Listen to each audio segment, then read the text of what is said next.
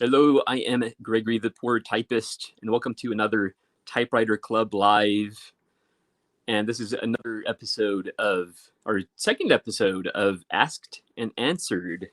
So I have some questions here. I was lazy and did not type them this time. And I was also lazy and didn't post in the groups soon enough. So there were no questions. But fortunately, I'm full of questions and only about half full of answers. So, yeah. So before we do have some people waiting backstage. Before I let them in, I do want to do a little bit of housekeeping to prevent issues we've had in a couple past episodes. First of all, if you're joining on camera, actually, I'm going to put this on the screen for you. If you're joining on camera, headphones are highly recommended. It will prevent echo. Echo can be very disturbing on here. So, and once you enter StreamYard, if you're joining us on camera, once you enter StreamYard, be sure and close any other windows, particularly YouTube, because you might be responding to us on YouTube where there's a delay. And so we're going to ask you a question and 10 seconds later, you're going to answer us. So we don't want any of that. But again, there's the link to join. So feel free to join us. We do have a limit of 10 people that can be on screen at any one time. So if we are full, definitely join us in the chat. You're more than welcome to do that. So, yeah. All right. So let's add some people to the stream here. And unfortunately, my phone is going a little slow. Oh, yes. Hey, everybody. It's going very slow, actually. There we go. Hello, Joe. Hey there. Good morning. Oh. It's Ted Monk. All right. So we have and people with us, including a new face. Yeah. So author Bob Marshall is my local friend here in Riverside. Bob Marshall. Yeah, it looks like he's enjoying breakfast as well as Joe. Yep. Yeah. So, and we have Indro in the comments. Hello, Indro. Yeah. Yeah. So, Bob and I belong to the local typewriter club here in Riverside. I believe you started that, didn't you, Bob? You probably have your mouthful. No, that's okay. Yeah, no, I started that, when was that, 2 years ago now? Just a good excuse for authors who enjoy using typewriters in the process of writing. There aren't too many local writers, but it's been really exciting to reach out to other writers and say, this is how I do it. Gosh, it had to be probably 3 years ago now. So I have a lot of fun doing that. And that's how I got to meet Gregory. So yeah, lucky me. Good to see you guys. Boy, I got to tell you, Monk and Joe, I'm huge fans of you guys. And put out all your stuff to everybody. Every time somebody needs something, I go, just go watch a video of Joe's. Go check out Monk's website. It's all figured out. Like, typewriters are good. You guys are going to do fine. Anyways, thank you guys for all you do. If I could just say, I'm big fans of yours. And it's good to be on screen with y'all. Thank you for enjoying it. Yeah. Hello, Brenda. And, we also have Brenda here. Yeah, we have Brenda here in the comments. Hi, Brenda. Good morning to you. Yeah. So I guess possibly while we're waiting for more people to join us, and before I get into the questions, which were all my questions, but again, I'm full of questions. Gregory, do you know that your camera is not broadcasting? My camera's not broadcasting. Yeah, I can't see you. I just see a blank black screen with your name on it. I see him. You see him? Yeah. Is this another one of my technical weirdnesses? Okay, if you can see him, it's fine. I just can't see him. So. I can see you too, Ted. I can see both. I can see you. I am all seeing. And you're all seeing. Like the Illuminati eye, huh? Yes. I should draw a magic marker right there, Illuminati eye. My camera's over to the other side this time, so I have to remember to look over here. Anyways. You're shy. You're looking away from us. Yeah. Yeah. So now it's actually disappointing that Ted can't see me because I'm about to show my latest acquisition. Bummer. Yeah. See it. Did you want to try leaving and coming back in, or I did try reloading, and that didn't do anything. So Okay. I'm not sure what Darn. Are the you on- issue is. Ted, are you on Chrome? I am on Firefox. Maybe try try Chrome browser. I think it works better. Chrome does not like my setup here on OBS. It will not broadcast. So I Yeah. have to live with this. Okay. Yeah. Okay. Well, all right. So this arrived in the mail. Wow. I'm holding up the manual typewriter repair Bible. The Orange Bible. Yes. Oh, Yeah. I wish I could see it. I'll translate for you, Ted. Okay.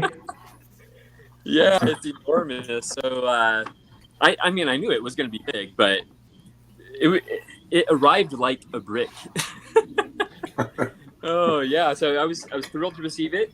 Mhm. I haven't done like a deep dig into it yet, but my goodness, there is a ton of information in here. Yep. So I definitely highly recommend this, and you have a number of other manuals as well, Mhm. all on lulu.com, right? Yep. Excellent.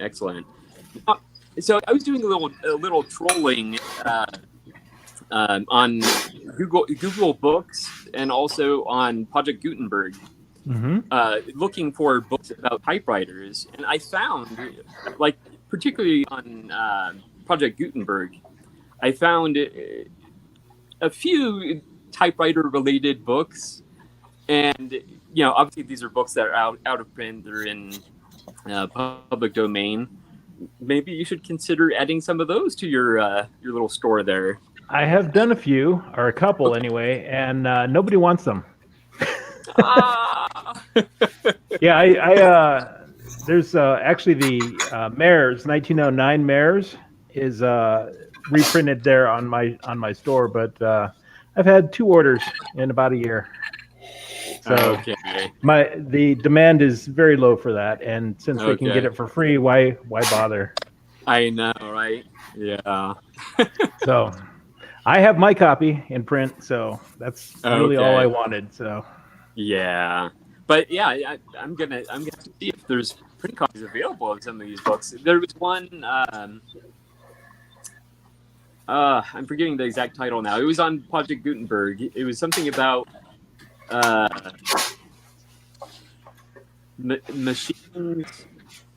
machines at home or something like that. I'm forgetting the very first word of the title, unfortunately, but I suspect that one's not strictly about typewriters, but clearly it mentions typewriters because it came up in the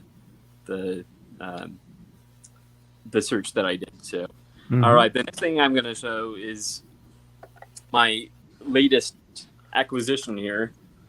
Let me zoom in real quick.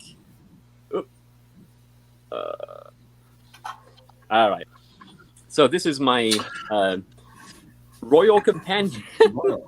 Oh yeah. This is the technically it's the 4th to my collection, but it's the 3rd working one. And I posted pictures of this on Facebook, so maybe you guys have already seen it. But this is the 1956 version. Brown with green keys, and the keys definitely need a good cleaning. But yeah, I was excited for that, and I feel like I'm satisfied with my little Royal Companion collection now. Was that the one you picked up at the thrift shop, the pet store thrift shop? No. Oh, that okay. one was a Royal Quiet Deluxe. Oh, okay, sure. So, Yeah. Gregory, how does the Royal Quiet Deluxe and the Companion differ, or what are their feature differences? The Companion seems more stripped down to me. Okay. Yeah. Does it have the magic margins? I don't think it No. does, right? No. Okay. No, it doesn't. It has the That's old good. school margins, little pinchers in the Which- back, and you Which slide might it. actually be preferable for some people. Some people don't like the magic margins, right? Yeah. Oh, yeah. I love my magic margins. Yeah. I do. It actually it actually depends what year you have, what Oh. the differences are, Okay. because in the 30s and 40s they used the older Depression era budget frame for the companion, and that's the one with the stripes along the top. Mm. And in the 50s, they actually got rid of that frame completely, and they started building companions on the original A-frame, which is the Quiet Deluxe frame. And so those are actually just Quiet Deluxes without tabula or the magic margins and some soundproofing and cost cutting measures. But Yeah. there was actually a frame switch there in the 50s Okay. Nice. That's interesting. or Yeah. late 40s, I guess. Be about 49. Yeah. Okay. Yeah. On this one, I also need to adjust the shift alignment.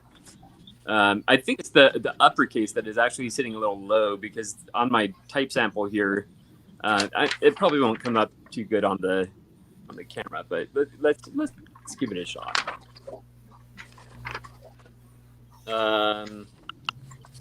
I did the H test there. But the capital H's seem a little light on the bottom there compared to the lowercase h's. So I assume that needs to go up. Yeah. All right. Yep. So let's see. Indra has an off-topic thing here.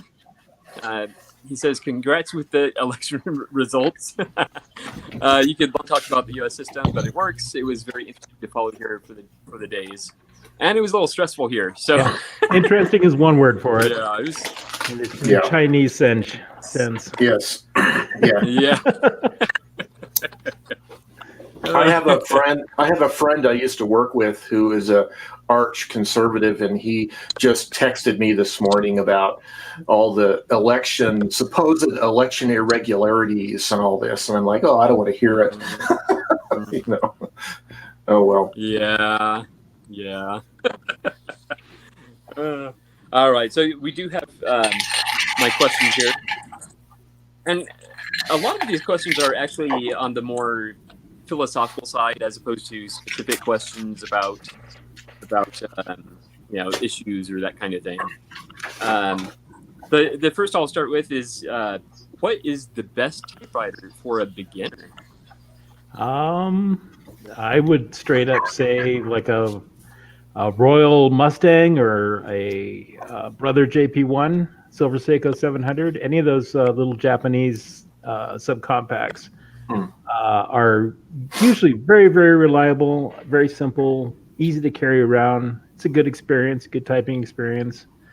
They're cheap to get. If you drop one and run over it, it's no big deal. Not going to hurt anyone's feelings about that. Honestly, it's a good all-around beginner typewriter. Okay. How about you, Joe? Any thoughts on that? Well, I think a 5 Series Smith Corona is a pretty good way to go, because it's a good starter typewriter. It has a good touch, and it's easy to maintain. If you want to learn how to do typewriter maintenance, it's easy to work on, and then it'll last you. It's a good machine for a serious typist to use. So if you want just one typewriter, which of course nobody wants just one typewriter, but in theory, that would be pretty much one like it that would work for you. Yeah. Okay. And what about you, Bob? I'll tell you, usually for me, it's younger people. And I've learned if a younger person comes to me, usually it's their parents, and they say, I really, I'm a young person. I'd love to play with a typewriter. I set up 3 typewriters in front of them, and whatever one they attract to, and usually one of them is a Corona 5. I've got about 50 machines right now. And whatever one they attract to, that's the best one for them. If I'm real lucky, a few months down the road, they come back to me and they go, I love typing on the machine. I've learned it well. I think I'm ready for like a desktop model. Then I know we've got another good typer, in the community, and it's good. So I've just learned I don't give them too many machines to pick from. I just okay, well here's 3 machines. They're all $50 or $100 or whatever they may be. Pick one. But I've learned that the younger people love what are they? The 7-8 pound, Smith Corona Corsair. Some of them like the Galaxy. Some of them like the naked typewriters. I do naked typewriters myself. I've gotten a lot of typewriters with bodies. Here's one. You guys have ever seen these? This is an old Remington. The bodies are trash. The bodies are trash, so I rip the bodies off and use the machine till day's end. Oh, yeah. But then there are case issues, of course. Do you want something you can carry around? They usually want something they can carry around. So, Yeah. So I've learned whatever machine they attract to, that's the best first machine for them. Yes. There you go. Okay. Good answer. I like Now, that. now your son, Robert, is also in local typewriter club. Yeah. What typewriter got him started? Do you remember? Yeah, most likely, it was probably my grandfather's typewriter, the first one I have. It's a 1951 Remington Rand Model 5, and he really liked that. And then I got him a Remington, one of the larger 12-pound typewriters, something he could have forever. And I know he still uses it. I don't know if he's writing and mailing letters to girls. He's 14 now. I know he writes letters to his mother and grandmother on it. His grandmother, the grandmother, the great aunts, they just go crazy over this stuff. A young man writing them letters on a typewriter. So I know he uses it for that. Yeah. But he's gotten really good, as with anything that I do. He's gotten really good at, he can take them apart next to me. A lot of times to clean the bodies, if I'm cleaning, he's gotten real good at the monotonous little work of Q-tips and cleaning carriages and then I can take the machine, adjust it, and get it good. So it's referred to as side-by-side play at that age, with my son. We can play side-by-side with typewriters, and I really enjoy that part of it. So, yeah, he has a good time, and he's gotten a lot better at touch typing. I know at one of our meetings. Yeah. I know at one of our meetings, I think he was writing a letter to one of his teachers, like a thank you letter to one of his teachers. Right. What a suck up! What a kiss up! He really likes to do that. Yeah, good for him. And they love it, and he does really well. And I'm just excited to introduce him to the machine. There's so many people these days who don't even know how to type on a regular keyboard, let alone a typewriter.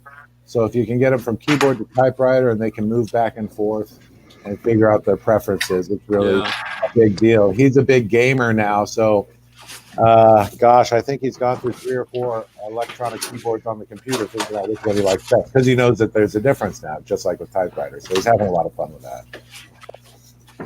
He's learned Cherry MX switches, huh? Right. And I've got, as an author, I bet you I've got 10 keyboards around the house. Depending on what I'm writing and what I feel like writing. My process is always I start on typewriter, and then I take that script, and then I move to Google Docs. So in doing that, in that transfer, keyboards for the computer are very important to me. So I've got most of them obviously have like deep brown switches. Some of them are very small. Some of them are very big. I'm looking around my studio here, AKA my living room, at all the different, I've got different setups and computers, and 2 desks for typewriters and 2 desks for computers, just depending on what I'm writing that day. Mm-hmm. Yeah. That's what for me. The typewriter is just part of the process for me of writing, and it's a rough draft process and outlines and things like that. So. Yeah. I was actually just going to ask you, like, what role the typewriter plays in your writing, which you sort of answered, but did you want to take a brief moment to talk about your book? Oh, sure. Yeah. Well, I'll tell you, I'll go back before that and where typewriters came from. My dad died in my arms about 3.5 years ago, and I just started writing my book. Maybe I was 6 months into it. And the day he died, he said to me a few things. He said, why don't you grow your hair long again?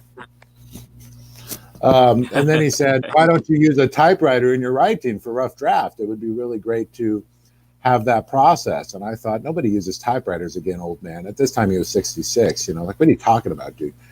Anyways, after he died, I thought, yeah, no, he's probably onto something. The words of wisdom from a dead father.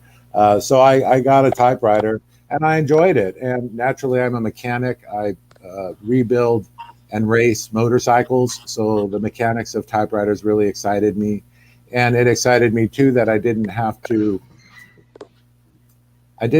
work very hard to work on a typewriter. I worked on cars for a while. That sucked. You're under a hood. I loved working on motorcycles. I could put them up on a bench, sit in my comfy chair, but there's still a bit of working on a typewriter on a desk. It takes no physical energy. And I'm 43 now, so I really enjoy that. I enjoy just sitting. It's very zen, spending hours on a machine, getting it typing again. So the process turned into, well, let me do rough draft. And we all know rough draft or first draft, it's just a bunch of crap. It's the worst writing you could ever imagine and come up with. So I take that script, I put it on a stand next to my computer, or it's usually on top of my computer screen, and then I can just look up and type. And this is the great filter between what I've written on the typewriter that's on paper, on script in front of me, to my eyes, to my brain, out my fingertips, to another keyboard, and then into Google Docs. And that transformation and that editing, some people would think, well, then you're typing it twice. But I've learned it's much faster.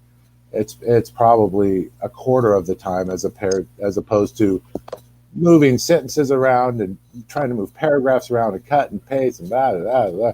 And I've got a nice Kensington mouse. I love the Kensington mouses. I can work really fast with those. But regardless, I just prefer to retype it, for lack of a better term, because it's so much faster. So then once I do that, of course, and the process is pretty typical for most authors, I can take it, I can edit it. I love editing my stuff once I've written something out. I usually do it by chapter, as most people. And then after I've re-edited it, then I can read it again and re-edit it. Then I also record, narrate audiobooks. So then I'll usually do a sample of me reading the chapter, or I'll read it out loud to usually I have a girlfriend who's also an audiobook narrator, so I can read it to her and we can go through and pick it apart. Then I send it out to beta readers, and then I send it to an editor, of course. So it goes from there. My book, my large book that I published maybe 2 years ago, 2.5 years ago, it's called American Roadrunner. That's my brand. I'm the type of guy who builds choppers and then races them cross country. So chop motorcycles, which has been a lot of fun traveling around on chop motorcycles with typewriters. You really learn what typewriters can and cannot put up with the abuse of not having shocks on a machine. So that's been a lot of fun. Yeah. So I'm always busy. Right now I'm working on a fiction book, which has been a lot of fun, just kind of as an exercise.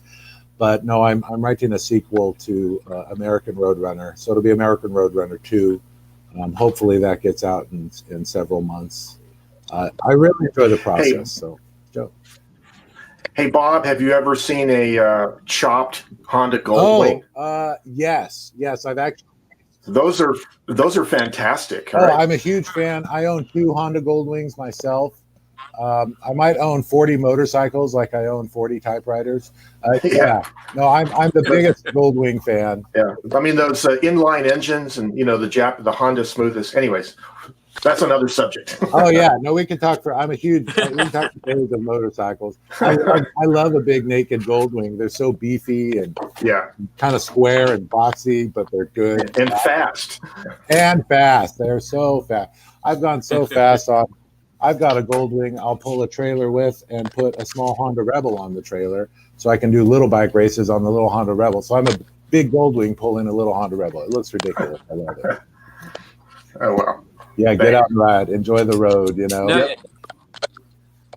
Now, have you had any accidents with your typewriters on a motorcycle? Yes, I had one last summer. I was up in Portland. I did a race from Southern California here. I'm in Riverside with Greg here. I did a race from Southern California up to Northern Oregon. On my way back, I stopped in Portland to visit my cousin. I'm around Portland, and I run into a biker gang. And the biker gang says, "Wow, you're really cool. You should ride with us." So I start riding with these guys, and they're like, "Well, we'll show you Portland." And I thought, this is great. These guys are going to show me Portland. And there weren't many words exchanged. So I hop behind them, and I'm cruising behind them. And I got to tell you, this biker gang, their little 100 and 125cc tiny Grom motorcycles, 2-stroke, stunk all to hell. But they were an official biker gang. They were just on very, very small motorcycles. And I was on my chopper, and we had exited Portland, and then we went to go back into Portland. I'm on the Burnside Bridge, which goes to Powell Books, if you guys have ever been to Powell Books. Yep, I know it. As soon as I hop on the bridge, I start feeling like I have a flat tire. I look behind me, and my typewriter bag that had my typewriter in it, the backpack, it's an oversized backpack, was on the ground dragging behind me via bungee cord. If you've been on the Burnside Bridge, I mean, there are people who live under it. There are K-rails. They don't want you stopping. They don't want you stopping to feed the homeless. So you have to continue through. So I continue through past the homeless shelter, into the park. Everybody's yelling and screaming at me. Things are flying out of the bag, mostly food and things of that nature. I get there. Luckily for me, my laptop computer was also in the bag. And the laptop that I'm talking to you now on was save the typewriter from touching the ground. So this laptop that I'm currently talking on has a nick or two, but it still works, and it has been dragged all the way across the Burnside Bridge with a Corona Skywriter on top of it. So and you ended up feeding the homeless anyway. Yeah, exactly. Yeah, and that was the funny part. That was the worst part. And people in their BMWs pulled over just to yell at me for throwing oatmeal all over the freeway. It was a little ridiculous. The Burnside Bridge can be very slippery in the rain, too. Oh, yeah, sure. I was lucky. I was there on a day when it was not raining, oddly enough. I had a 50cc Italian motor scooter when I was in Portland back in 2001. Cool. I had a car, too, but I had my motor scooter there, and I used to ride around in the rain. That was crazy. Well, yeah, you got my vote. Luckily, the roads are really set up for rain. It just rained here yesterday in Riverside, and it only rained half an inch, and these roads are slick as snot. I looked at the reports this morning, and usually we have 50 accidents around here. We've had 110. It's really scary. So the roads are just slick as snot right now and dangerous as heck. So I'm going to avoid a motorcycle for a few days until it dries out. Yeah. You know, I do own a truck and an excursion and a house. I'm a very normal person. I just prefer to ride motorcycles. I ride a motorcycle every day to work. So Excellent. Usually a different motorcycle every day, so I can keep them all going. You know. Yeah, exactly. Yeah. Thanks for the question, Greg. Thanks for letting me tell that story. That's a fun story. Yeah. I remember you touched on that briefly in our one of our meetings. And so I thought I would encourage you to share it here. So that's cool. That's really cool. All right. So the next question we have, this comes from Gregory Short. That guy's got a lot of questions. I know. What factors or people influence your collection the most? What's available in the thrift store? Okay.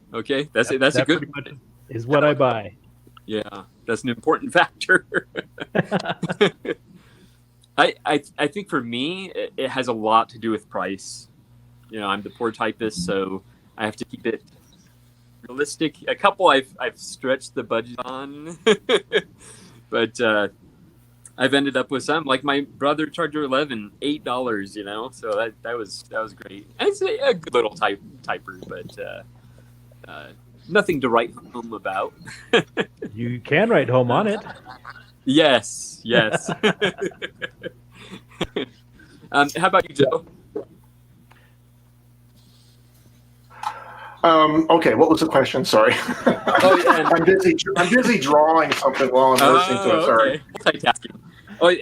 And if you're not prepared to answer, we can go to Bob. But what factors or people influence your collection the most? Oh, well, I'm kind of selective when I find typewriters. They have to be pretty much functional. Or if there's a problem, it's something that I pretty pretty sure I know how to fix. I don't want to buy typewriters that I need to buy another typewriter as a parts machine or whatever. I think it has to be pretty close to being workable, just needing, cleaning or whatever. And so I usually buy typewriters from thrift stores. Those are the usual places I go.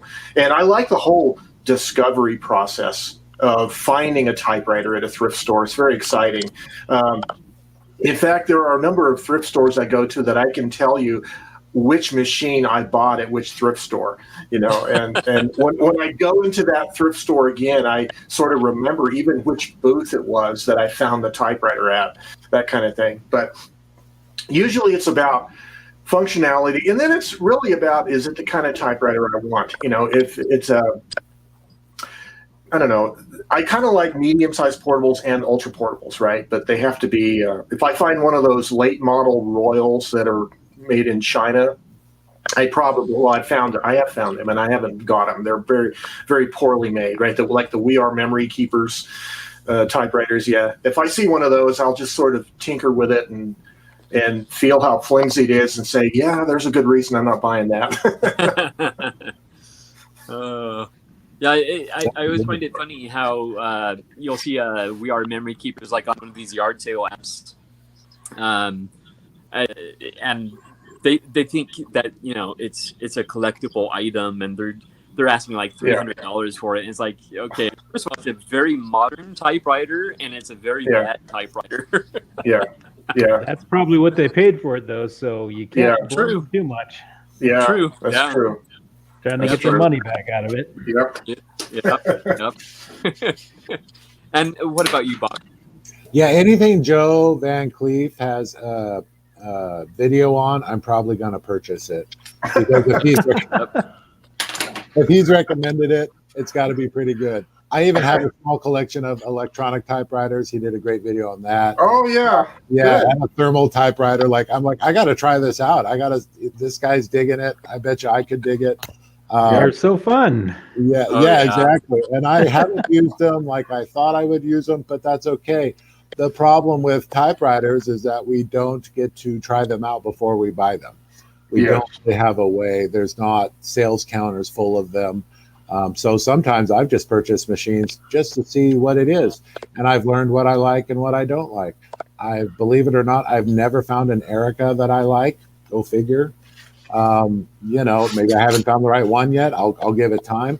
And I certainly haven't found like a Hermes 3000. No, thanks. I don't know what my problem is. I've tried a few. I know. Isn't that terrible? I just can't get into them to save my life. It's the funniest thing. So I've really learned that I can do anything on a mid-size, semi-portable, 12-pound. So I kind of do that. So you're not a member of the cult of Hermes yet? No, I'm not. I have a girlfriend who is, and she's all excited. I did find a pre-1949 Hermes 2000, and I totally fell in love with that. It's got the gray case instead of the green, and I fell in love with that one. But somebody else owns it. I don't get to own it. If I come across one of those some days, I might purchase it. For the most part, though, I really enjoy what Joe shares on the machines and everything he shares about the machines. I've learned I don't need tabs. I don't need margins. I just need to type, That's right. I'm not making legal documents. So whatever is fast and cheap. I have a lot of older Smith Chronic Galaxies. I've got two Galaxies. They're almost identical. I take all over the place.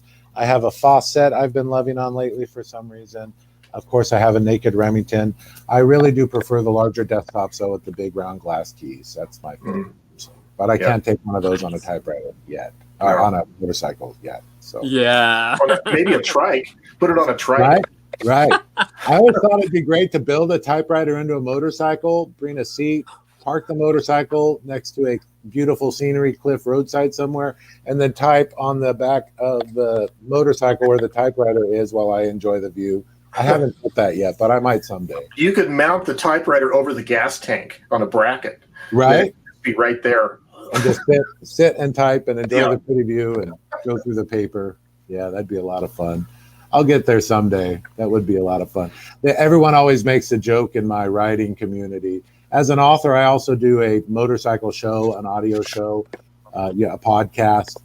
And so I talk a lot about it, and people have said, do you know how to type and write at the same time? So you can, I haven't done it yet, but that'd be a good stunt. If anyone could do it, I reckon it'd be the likes of me with the miles that I do. So that would be a lot of fun. But you'd have to have a throttle lock on your throttle, and then you could, use the left grip for the clutch and then type with the right hand.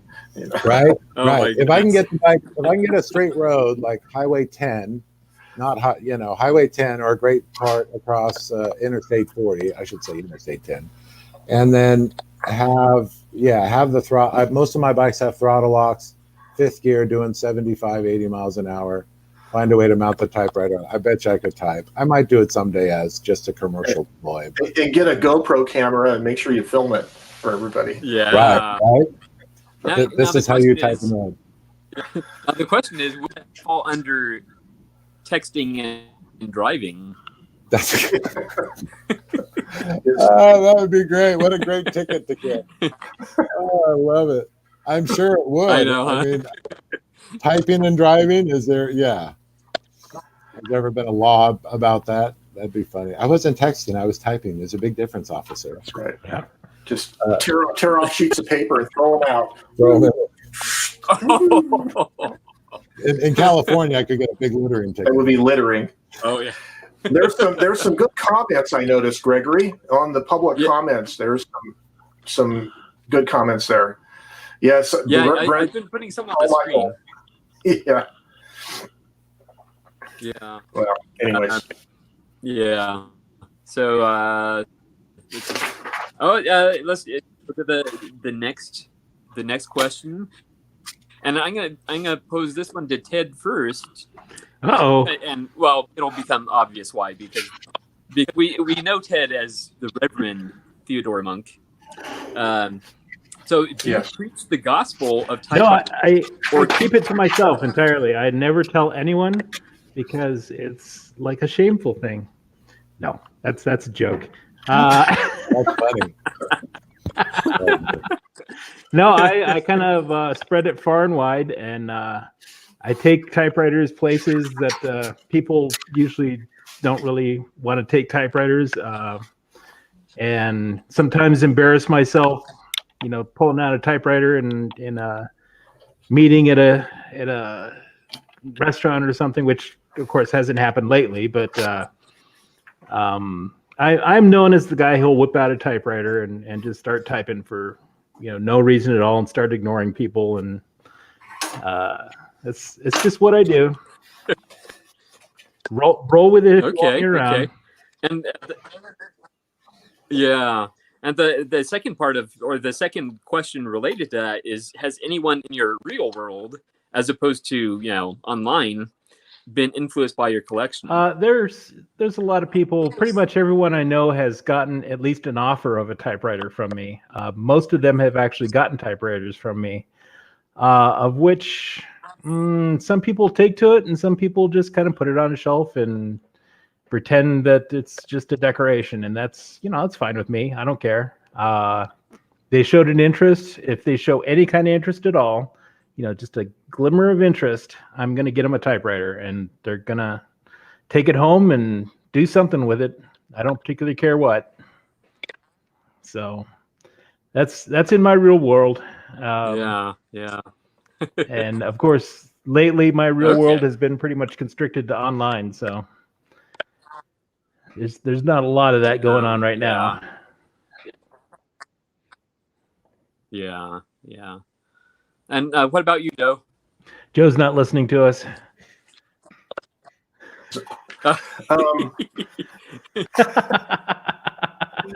Yeah. So I people know me at my day job. I work for a semiconductor manufacturer, and I work in a clean room factory. But people know me that in my team, my immediate circle of workmates know that I'm a typewriter guy.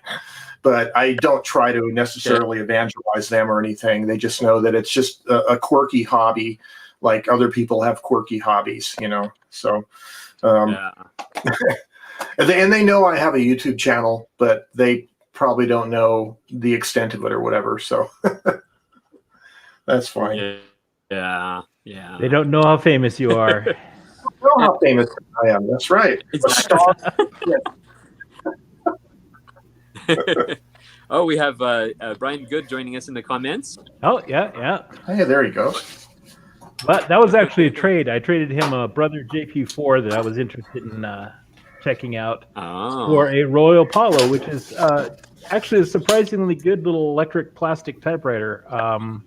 It's probably the only electric typewriter type bar machine that I've ever found that is still dead silent when you turn it on these days. As opposed, any electric typewriter these days is going to have, belts with bends in them, and it's going to go thump, thump, thump, thump, thump, thump, thump. Yeah. Yes. Sit there and whir at you while you're trying to think. The Royal Apollo will not. It is dead silent when you turn it on. Every single one I've ever seen. I'm making a note. Wow. Right? That's Whatever. on my wish. However they design that sucker, it has kept its condition. They will always keep their condition. Wow. Excellent. And Bob, what? I tend, do you? I tend to preach it from the mountaintops. I'm okay with it. I work downtown I take care of all the high-end county buildings downtown. Believe it or not, there's some politicians downtown who love typewriters. So there I am, the mechanic in the blue shirt, hanging out with the politicians, And I get to park next to them anyways because I ride a motorcycle, so I get preferred parking. But it's great to sit around and talk typewriters, and everyone can know that the politicians are normal people who also collect typewriters. And I think I give them a lot of credit. They do use them as machines. Some people use them as that glorious machine. They, have value. They've got nice Olympics. They've got very old Ericas. They've got really neat, which is great. I think that's wonderful. We need that. Similar to my motorcycles, I tend to set them up so they can be very well used and very well loved. I loved how Sarah Van Allen earlier, she said, "You're kidding. I love my Hermes 3000. It feels so good to type on." I thought it was a myth until I tried it. And I just need to point out that I know I'm a little different. My motorcycles are the same way. They're all stripped down and ugly, but they go thousands and thousands of miles cross country all day long without issue. So it's really neat to see the difference in diversities that we can have, Yeah. And my fellow mechanics at work, they love to make fun of me for working on typewriters. When I'm not working at work, I work on all the locks. I do all the lock work. So I'm the locksmith. So I've got keys and locks and, a big bundle of keys. The deputies and everybody carries guns and badges. I carry keys and phones. So that's kind of the running. So me playing with typewriters or my funny old motorcycles, none of it's a stretch for me. So they, so we have a really good time with that. It takes different strokes and different folks from all over the world to make it rock. Thanks for asking, Gregory. Yeah. So for me personally, I mention it to people as like a curiosity item. I'll mention to people at work, and they'll be, "Oh, that's interesting," and that's basically it. But there's one coworker in particular. She was completely fascinated, and she said she would love to get a typewriter one day, and she even has a very specific image of typewriter in her mind that she's looking for, which I suspect is like the 40s, 50s standards. Which if I had one in my collection that I was willing to part with, I would either sell it to her cheaply or give it to her. But unfortunately, I can't help her there. But but she's the one person that has taken an interest in my typewriter collection. Everybody else is just like, okay, another collection for you, huh? Yeah. So Preach it from the mountaintops. Yes. I think it's okay for them to see how it all works. So I hang out at the local coffee shop. Well, I used to. And it was great to be on the naked machines and have kids walk by and the lights, the mechanics are moving and bars are swinging. And Children get real excited. Adults get really excited about it. I think everyone gets excited about it. Whatever we can do to keep it into people's minds to let them know this is a viable tool. It works very well. So. Bob, how do you carry your naked typewriters? Do you put them in like a leather bag of some kind, a carrying bag? Yeah, good question. I've gotten, similar to yourself, going around to thrift stores, I've gotten in the habit of doing this. And if I can find old laptop bags, the larger ones, sometimes they even have wheels, I will take the machine and I will wrap it in a towel, as well as I've got the anti-skid I put under it, and then I've got another towel I'll put on top of it. But I wrap it in a big towel and I put it in an old, oversized laptop bag. And that they'll usually fit, and that usually does the trick. I have transported one on a very large motorcycle once, and that worked, but they take up a lot of room. So it's kind of easier just to, but yeah, no, thank you for asking. The big secret to any typewriter, in my opinion, especially a naked one, is to pick it up stage left front, that is the right front that's facing you, so that way the carriage doesn't go sliding across. You know, so once I'm able to teach people that and do that in front of people, then they learn, oh, this is how you pick up a typewriter, so the carriage isn't flying, you know. Anyway. So what about the some machines, the space bar, right, has brackets built onto the body, and if you take the chassis out, the space bar travels too much and messes with the escapement. Do you have to compensate for that or put a little thing in there, like a little homemade bracket? Yeah, I do. I've put a screw in the side to stop the actuating finger on the side of the machine. Oh, good. This particular one I can show you. Yeah. So this one was going down too low. Let me see if I can get it. Let me see if I can get it in view here. So this one, right, so there's the space bar. So this one was going down too low. So I put, this is just a piece of hose. Usually there'd be a bit of rubber here and it would grab on the frame just right. Yeah. Let me turn it this way. So I just put a piece of hose across the bottom and then adjusted it as such. So the space bar movement is very important to me as a writer. So I remember this one I had to adjust a little bit. So now it's perfect when it hits the table or hits my anti-skid, anti-noise pad. It does a really good job. But yeah, that's just a piece of hose that, you know, I'd use on a carburetor and a motorcycle. So conveniently things I have around. Anyways, Sure. Let me show that off. It's good to see how other people do things, you know?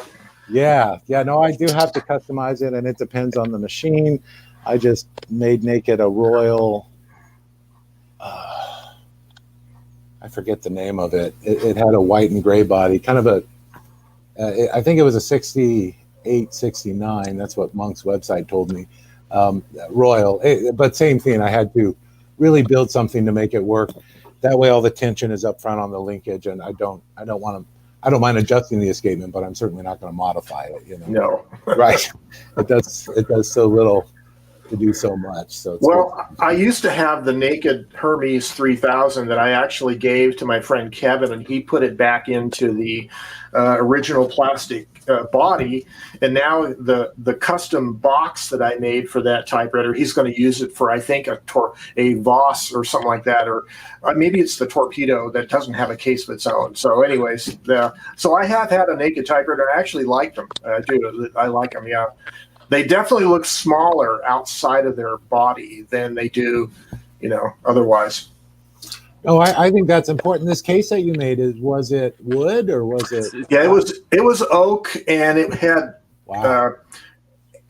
brass trim on the edges to kind of, you know, keep the box from being dinged up. And it was pretty nice. Yeah, it looked nice. There's a video on this one that I've missed? There probably is a picture, at least, probably a video, but there's certainly a picture on Flickr. I could pull it up and here in a minute and show you if I find it. So that would be great. I really enjoy the idea of doing that. I just know that old laptop bags are abundant, so I really promote them. That way, people see the modern. You know, here's a typewriter. It's like carrying 3 laptops, but it's totally worth it. You know, try it out. Yeah. Yeah, that a nice wood case, though, I think would really do a lot. Yeah, I'll pull the picture up here, and then we can switch to when I find it. But I only have a couple 300 pictures of typewriters here on my Flickr to go through. Right. I think Joe did have an episode called The Naked Writer, and Yeah. I'm pretty sure he showed the case in that. Yeah. So if you switch, let me see. Sorry, Gregory. Let me switch to request desktop thingamajiggy here. This will be great. Okay. Share screen. Okay. And then we'll go to this guy. And can you guys see my screen here? I got a bunch of pictures. Let me see where it's at here. Okay, It hasn't so popped up in my. okay. Let me try it I again don't here. think yet. Let me try it again. Yeah. Yeah, share. Okay. Share. Okay, there we go. Now it should pop up. There we go. All right. Aha, got it. Thank you. So this box, if can you see the one on the left that I'm circling with my mouse? That is the box I made for it. Yeah, I don't think I have a picture of the inside of it. I probably do somewhere. But then let me flip back to the typewriter itself, which is right here. There's the Hermes 3000 on a custom plate of wood. Wow. And I That's started amazing. doing It's that. beautiful. I was servicing the typewriter, and I had gotten it at a thrift store, and I was comparing it to the other Hermes 3000 of the same vintage. In fact, this photo right here shows my first Hermes 3000 on the left. This is the middle one is the new one I had gotten, and I was busy working on it. And you notice how much smaller it looks outside of its plastic body. Wow. And then as a size comparison, the Corona 4 is to the right here. And you can see it's almost the same width as a Corona 4 without the plastic body. So that was what got me interested in keeping it a naked typewriter. So that's really cool. Yeah. I think there's a lot to it. It adds a lot of value. I get machines all the time. They've got a huge ding in the body. People think they're broken. As long as the carriage moves, I'll pick it up for next to nothing, take the body off, and it's a perfectly working machine. There's no reason not to rock it. That's right. So they're great to move on to people too. So I've sold a few locally at a store here, just a few, but there's never any money in typewriters. I like what Everett said with Austin Typewriter Inc. You can't make $1 million in typewriters, even if you had 1 million typewriters. The best way to make $1 million in typewriters is to start with $2 million. Right. Yeah. That's a good. Oh, that's great. That's great. Yeah, no, I just love moving them on. Yeah, that's probably very true. Now, I have been curious about an electric naked typewriter. Mm-hmm. Has anyone tried that? I have not. You have the moving belt, so yeah, don't put your be a finger here. bit of a hazard. Don't get your hair caught in the belt. Right. Your ponytail. Right. Yeah. Don't get this stuff. Right. Now, You want to put a clear plastic shield around the belt. Yeah. It's funny that you mentioned that. In high school, I took a print shop class, and we were of course not safety. However, I was working on a press with someone else. We were pairing together, and this guy had long hair in the front, and we had this I think an AB Dick 360 going pretty much at full speed, and he leaned over to do something. I'm not sure what. And his hair just got pulled right in the machine. And I think I froze for a little bit. Oh my goodness. Not good. That was pretty crazy. No, not good at all. I don't, Joe, you say you work for a semiconductor manufacturer. Do you have, so you have machines on site, or is it all exported? No, right. We have a huge factory that's probably about 200,000 square feet of clean room space. Oh, wow. We were at one time the largest the largest factory in the world until TSMC upgraded one of theirs in Taiwan. But yeah, so it's sort of like the second floor of the building is the clean room, and the ground floor is all the support equipment, the vacuum pumps and the chemical supply cabinets and all the electrical and all the plumbing, and it looks like a giant maze of just the gas systems and plumbing and electrical feeding the fab. And then above the fab in the third floor is all the air handlers that feed clean air into the factory. So Right, like MERV 20 rated, yeah, big business. yeah. Yeah, I'm familiar. And I noticed that you and I both went to, there need to be a cover so nobody sticks their finger in the belt. We're That's thinking right. OSHA requirements, It's even to the point where when you have your little lanyard with your company badge on it, the Oh. lanyard has to have a safety release in the back in case it gets caught in something. It'll pull apart and not drag your head into it. Right. I've got similar things, yeah. And the whole COVID protocols now. Well, in the factory, of course, we're wearing a clean room suit, and if we're working with any hazardous chemicals like liquids or whatever, you have to wear a chemical, suit to protect yourself. And so we're kind of already protected, which is kind of a nice thing. And then around here in New Mexico, in the springtime, it's notoriously windy and dusty at times. Right. And so it's nice to be in a clean room where if you're allergic to pollen, I'm not, but a lot of people are. Being in a clean room is a great place to be when the air is dusty and full of pollen. I can breathe. And the temperature is always 72 degrees. The humidity is always a fixed percentage, and the air is always clean, right? Right. And you guys were already using MERV 20 filters to filter out COVID. So you guys already meet requirements for that. Yeah, that's pretty cool. Pretty cool. Okay, back to typewriters. Back to typewriters. Damn it. So now we did touch on this next question a little bit, but I'll go ahead and ask it again just so we can get the definitive answer. And that is, are Hermes typewriters really worth all the hype? Mm. Oh, that's a good question. Yeah, I think not. But I know people who do, so I totally get it and I encourage it. I know in the world of motorcycles, for example, I've owned a few Harley Davidsons. I'm not the biggest fan. I currently do not own one. I really enjoy the Japanese Hondas, Kawasaki's, Yamahas, things like that. So that's what I have a few weird things in there as well, a few English things. I say weird, but unique, BSA, whatever. But so maybe I'm just that weird guy. I'm like, well, Hermes are cool. Let me try them all out. Yeah, no, they're okay. I'm just not the biggest fan. I don't like the way the keys feel. Whatever, blah, blah, blah. That's just me. But everyone's different. And I think that's a wonderful thing about being where we are today. 70, 80 years ago, the machines were limited on what you could use to type on. And if you had to type on it as a press agent, as a writer, as whatever, you had to use what was available. These days, there's so much available. We are so fortunate to live in a time where we get to pick our machines, and it's so one. And I type different things on different machines, and I type in different ways on different machines, and different machines inspire me to type different things in different ways. I'm not saying anything new, but it's wonderful to have all that. Hermes are cool. I don't think they're worth all the hype. I love working on them. I love getting them going. But then I type on them for 10 minutes and I'm like, okay, where's the Smith Corona?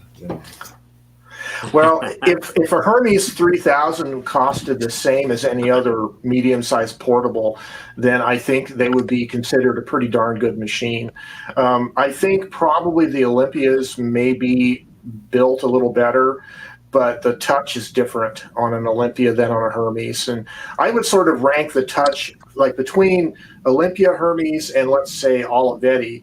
That's kind of the spectrum in that order of the way they feel, from crisp to kind of a mushiness or whatever, or softness. But some people like that softness. It depends on, it's sort of like if you were to make a graph of how rapidly the force it accelerates, or like a curve of the force. I think the Olympias have more of a sharp spike. The force of the key action is more abrupt, whereas The Hermes is a little more dampened, and I think the Olivetti is even more dampened than that. It's just, and it feels to some people like mushiness. And it depends probably on how strong your hands are, or how sensitive your hands are, as to how you like that. As far as the build quality, Hermes are pretty good. They have a few weak spots, I think, but like anything. But I agree, though, the Smith Coronas are also really nice. And actually, you know, the Royal QDLs and things like that are good, too. They're just a little different, you know. I don't like them as much as the Smith Coronas, but that's just me. Yeah. But I like what you said, though, Bob, about certain typewriters make you write a certain way. This 5 series was the typewriter that I got from the hippie guy that was so grungy, and it took me a long time to fix up. But this typewriter, when I was troubleshooting its intermittent skipping problems, I did a lot of stream of consciousness writing on it. I put a scroll of paper in it, and I started writing without spaces. And if you ever tried writing a lengthy amount of words without a space, it's kind of hard because your thumbs want to automatically hit the space bar. And but anyway, so I just started doing random, like page after page, so it was easy to see if there was a skip. It would be whatever there was a space, that would be a skip. And anyway, so I got to really enjoy the whole process of stream of consciousness through that machine. And it's an elite machine, right? 12 characters per inch. And I discovered through that process that I really liked 12 characters per inch for kind of that kind of writing, right?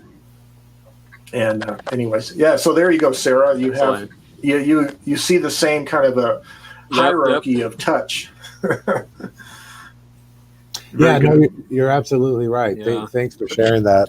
I think it all depends on who you are and what you're doing. Yes, naturally, I have very strong hands. I'm a mechanic, so I really don't mind that.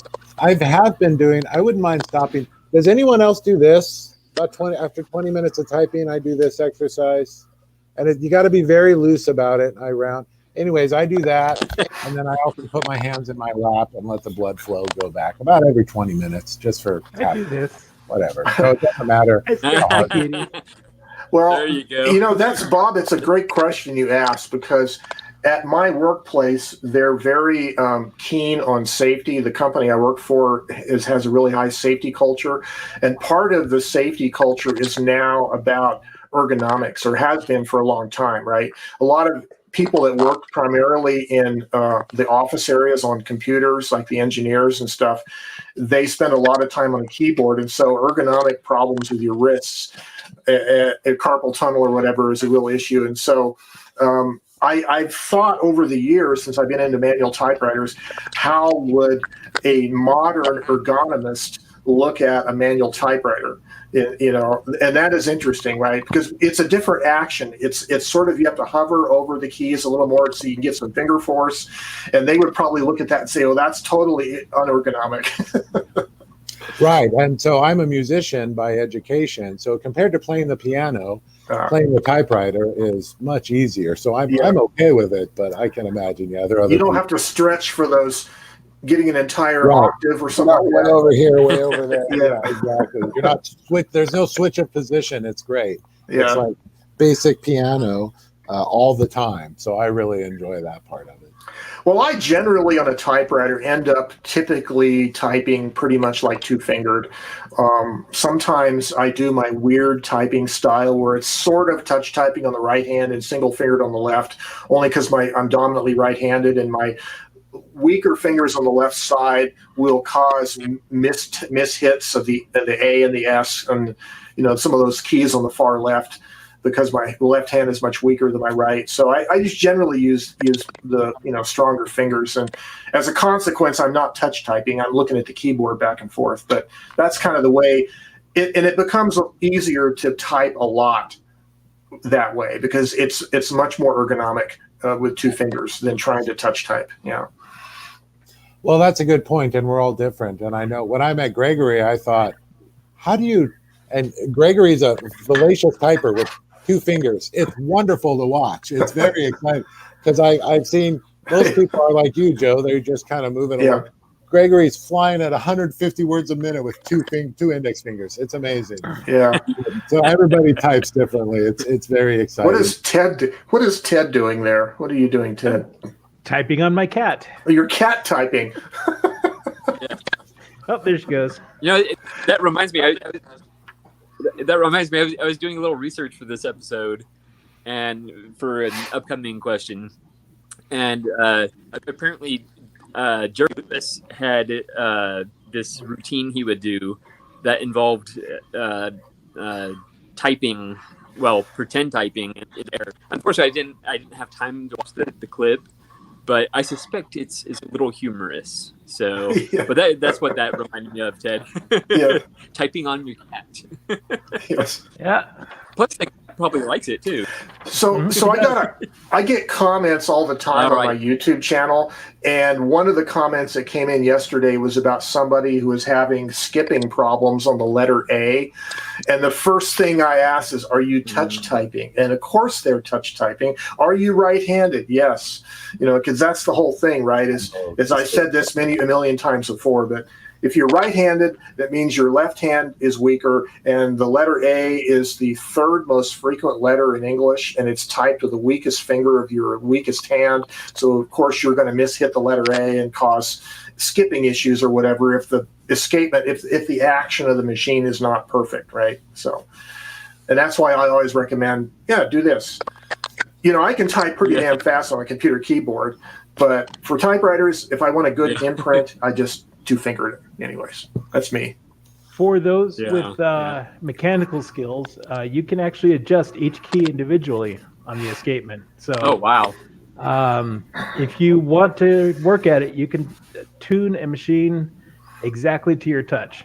Yep. And I tell this to Wow. people who complain about Royal QDLs Yeah. being skipping machines. The Royal portables are really famous for skipping, Yep. but they don't have to be. You can tune them to your touch really easily, and just a lot of people don't want to. So Right. I think with the QDLs, if I remember, the escapement doesn't trip the spacing until the letter's already been printed. Whereas with the Smith Coronas, it trips the carriage right before it prints. So, yeah, that's interesting. Oh, Brenda says Oh, the foot that's pedal. sewing machine. That's great. Brenda's got it all figured out. Yeah. Oh, that's great. Thank you, Brenda. Well, my friend Kevin and I have been Yeah. talking over the several years about what it would take to build our own typewriter, and we envision it more like a larger kind of a tabletop organ-looking device with maybe laser-cut plywood parts and rods and threads and linkages, more almost like a weaving loom kind of a looking thing. But that's one of the things I've thought about, is using a foot pedal to trip either the carriage return or to do something, Sure. It would be faster. Naturally, working in the law offices that I'm in and out of, I get to talk to the transcribers, and they're once I tell them I use typewriters, I'm in. And so they show me how they use their foot pedal. They show me typing 150 words a minute following a conversation, and it's very exciting. They mostly happen to be young women where I work, and so they have like pink velour backs for their seats, and everything's kitty themed or everything is dog themed. And they're very comfortable in their office space, and they're just sitting there. Their keyboards are perfect. They've got 2 or 3 backups.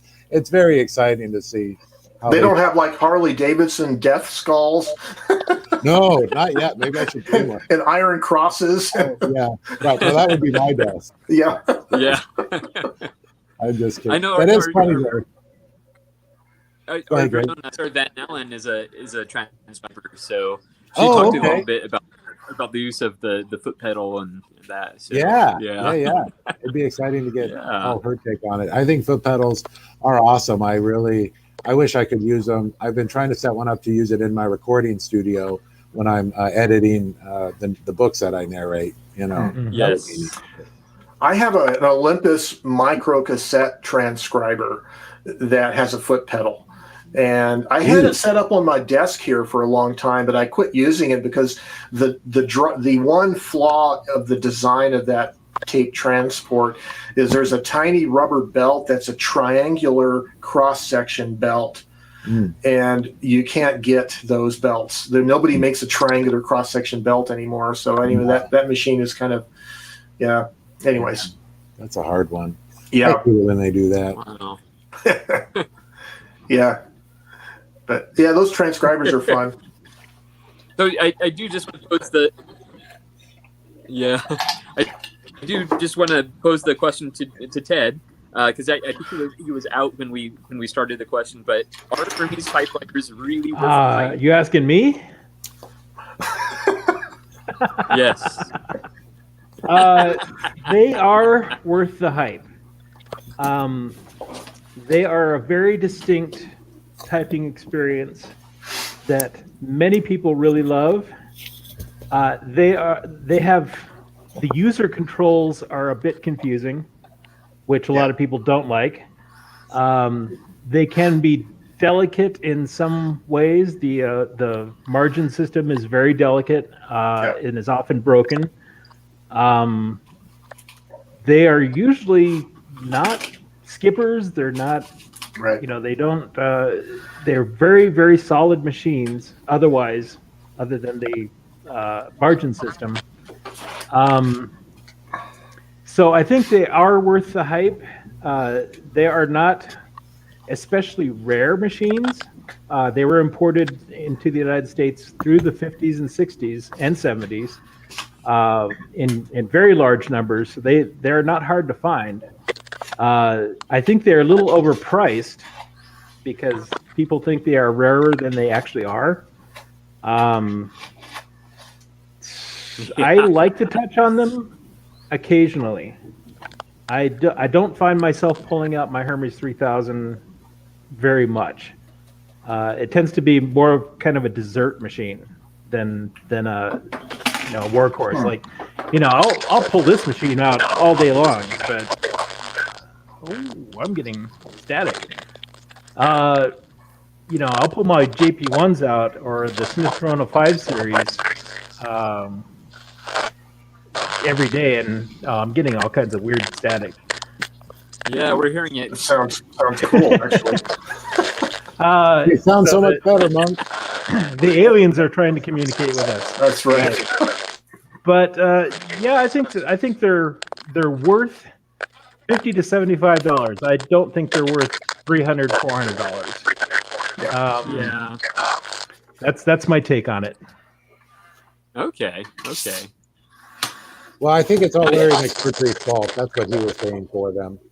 He was saying he had a guy in Missouri or something that would score, and he would pay top dollar for him. So it's probably all Larry McMurtry's fault. Yeah. Yep. Yeah. As far as the Hermes goes for me, I've never had the pleasure of them. But just to look at them, I have to say, with the exception of the Rocket, they're possibly the most cartoonish looking or looking typewriter, which I kind of like, actually. And I actually find myself drawn a little bit more to the 70s version, the boxy version. Right. Yeah. So, but yeah, why does it have such a different look from other typewriters? Like, there's no other typewriters that look like either of those versions of the Hermes. You'd have to ask the Swiss. They put a lot of. They made all of them in that weird mint green, at least until the 70s. Right. I'm sure they had scientists who were telling them, "Oh, green is good for typing because it makes you relaxed." And back then they had ergonomists. They had ergonomists and psychologists telling them how to build industrial machines all the time. So there certainly is a reason, and I'm sure that it still affects us in this day because people are still unreasonably interested in the Hermes 3000, more so than it's actually, it's more hype than it's actually worth. But it seems to be working. Whatever marketing they did way back then in the design is still working today. Yeah, yeah. definitely. The color of it reminds me of those little Andes chocolate and Andes mint mints, candies. yeah. It's the green and the little dark. Mhm. Yes. Maybe that's the I secret. love You have those to be things. eating an Andes mint while you're typing on a Hermes 3000. Maybe that's, like you say, Ted. It's a dessert typewriter. It's Yeah, a dessert, There is something that definitely attracts us to those machines, and or a glass of brandy. Mhm. a little sherry at the end of your Little meal. sherry at the end of your meal. That's right. Yeah. You can start off with a Brother JP, but you got to finish with a Hermes. You can do a lot of writing on a Hermes. It's a very good machine to write on. So Yeah. it is worth some amount of money. Yeah. It's not worth what people are paying these days, but Yeah. it's definitely an interesting machine. Well, I mentioned maybe last week, I can't remember, Yeah. that my family's typewriter was a Hermes 10 electric, and I only recently, and it's currently on loan, a long-term loan to a guy named Keith Henley, who owns the Guild Cinema, which is an art house cinema here in Albuquerque. But anyways, he says you can have it. I'll give it back anytime you need it. But I was thinking I'm going to borrow it at least because I want to do a video about it. But it looks like the Hermes 3000. The carriage is the same as a Hermes 3000, and the 6 function keys are still there. They're just, I think the backspace and the tab key are reversed. But other than that, it looks like an electrified Hermes 3000. So It is, yeah. yeah. I did see your blog post about it where you showed the picture of the 10. Yes, And that's so right. then I was very drawn to it. Yeah. And so I started researching, and first of all, it seems like they're very, very rare. Yeah. And second of all, the price is actually a little bit lower, but still up there. I was seeing them around the $200, $250 range, as opposed to the Hermes 3000 is like 300, 500.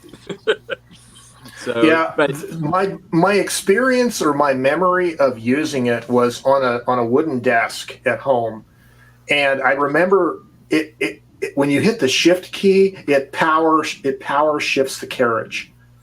I think it's a carriage shift, and it power shifts the carriage, and it has this clunky noise. Maybe I'm thinking wrong. Maybe it is a segment shift, but anyway, it has a powered up and down, and so it's very loud. And and we were using it on a hard wooden desk. No, we didn't know anything about typing pads back then, right? So that was my one memory of it is it was really loud and clanky sounding, at least for the shifting. But thinking back on it now, it was a pretty good machine, though. It never gave us any trouble. very good. I would be surprised to find that it was a powered carriage shift. If it's designed on the 3000, yeah, I think it would have a basket shift. Right. I think it is a basket now that you think, but I think it's like one of those, like with the Smith Coronas, where when you barely hit the shift key, it powers it up and down, right? And it was very forceful, They are. Like cornets, so you hit the power return, and your whole desk shifts over. Yeah, and you better not have your coffee cup next to that carriage when you hit the cornet, because anything breakable. I often type on a little TV table, so I All right, so on the other end of the spectrum, what is the most underrated brand of typewriter? Ooh, Adler. Yeah. Triumph. Yeah. Voss. Yeah. I've got this Fawcett I really love, and it's really underrated. I don't have the original case, but it's a smaller, the smallest one, which would be just kind of like a 12-pound portable. So, anyways, I love it. It's amazing. Yeah, I have that Voss that I made the wooden cover for the ribbon, and it's a nice machine. It was a very nice machine. It feels a lot like an Olympia, as you can imagine. Probably some similar design elements, and certainly the German build quality.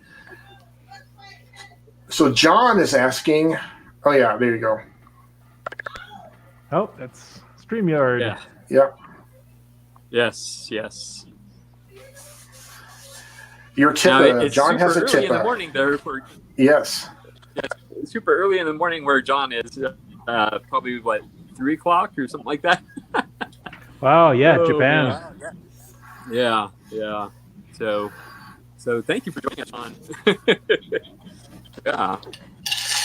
That information that I have on the screen there is at the top of the comments. So if you scroll up to the comments, that's where it will be. But yeah, I'll go ahead and do it now.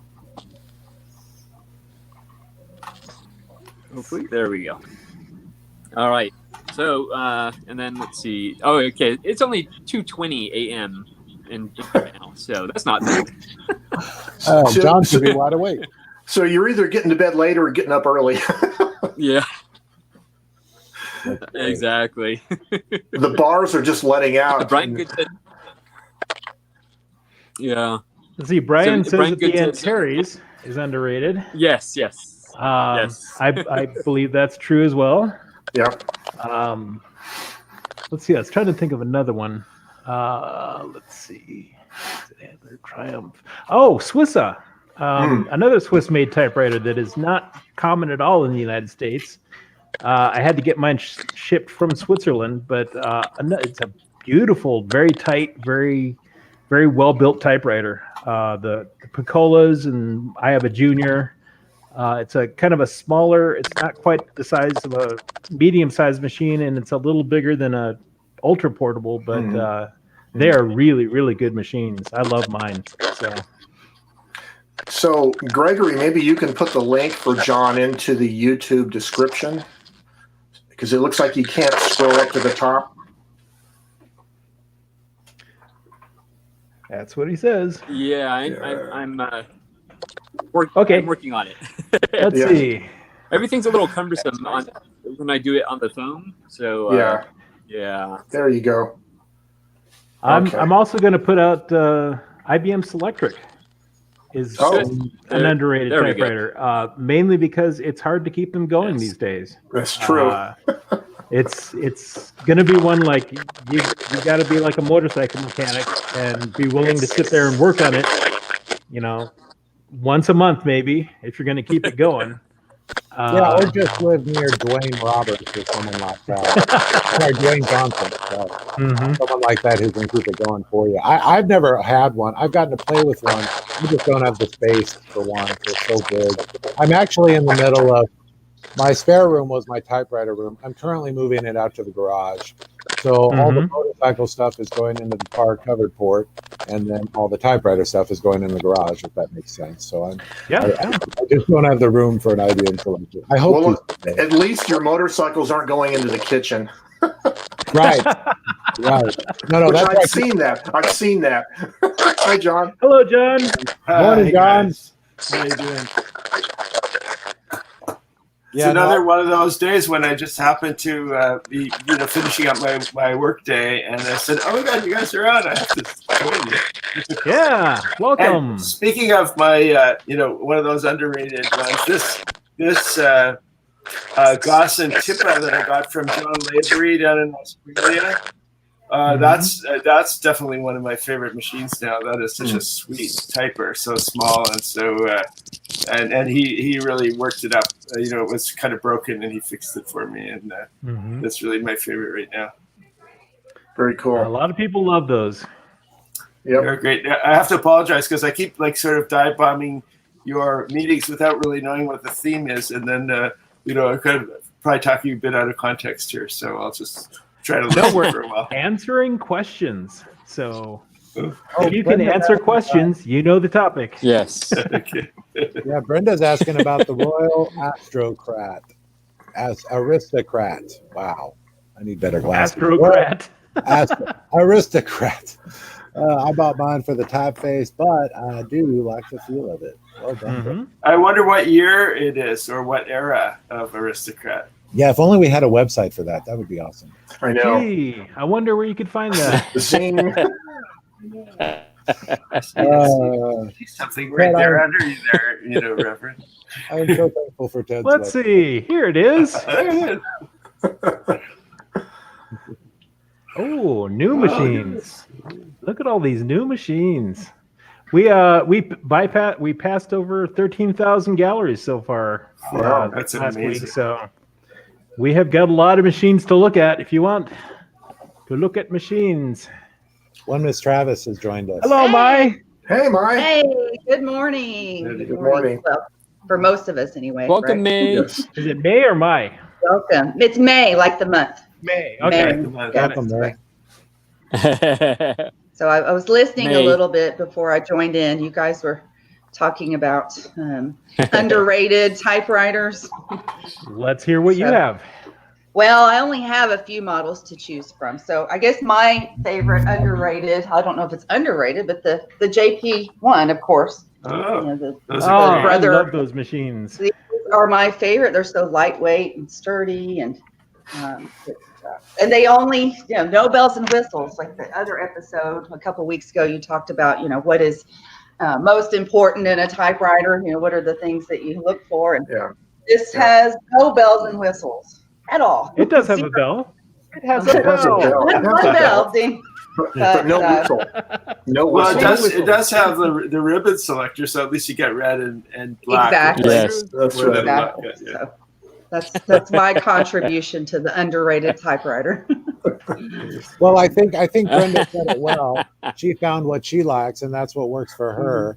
That's And I right. think that goes back to what we were talking about earlier. Whatever you're attracted to, that's what's going to work best for you. That's right.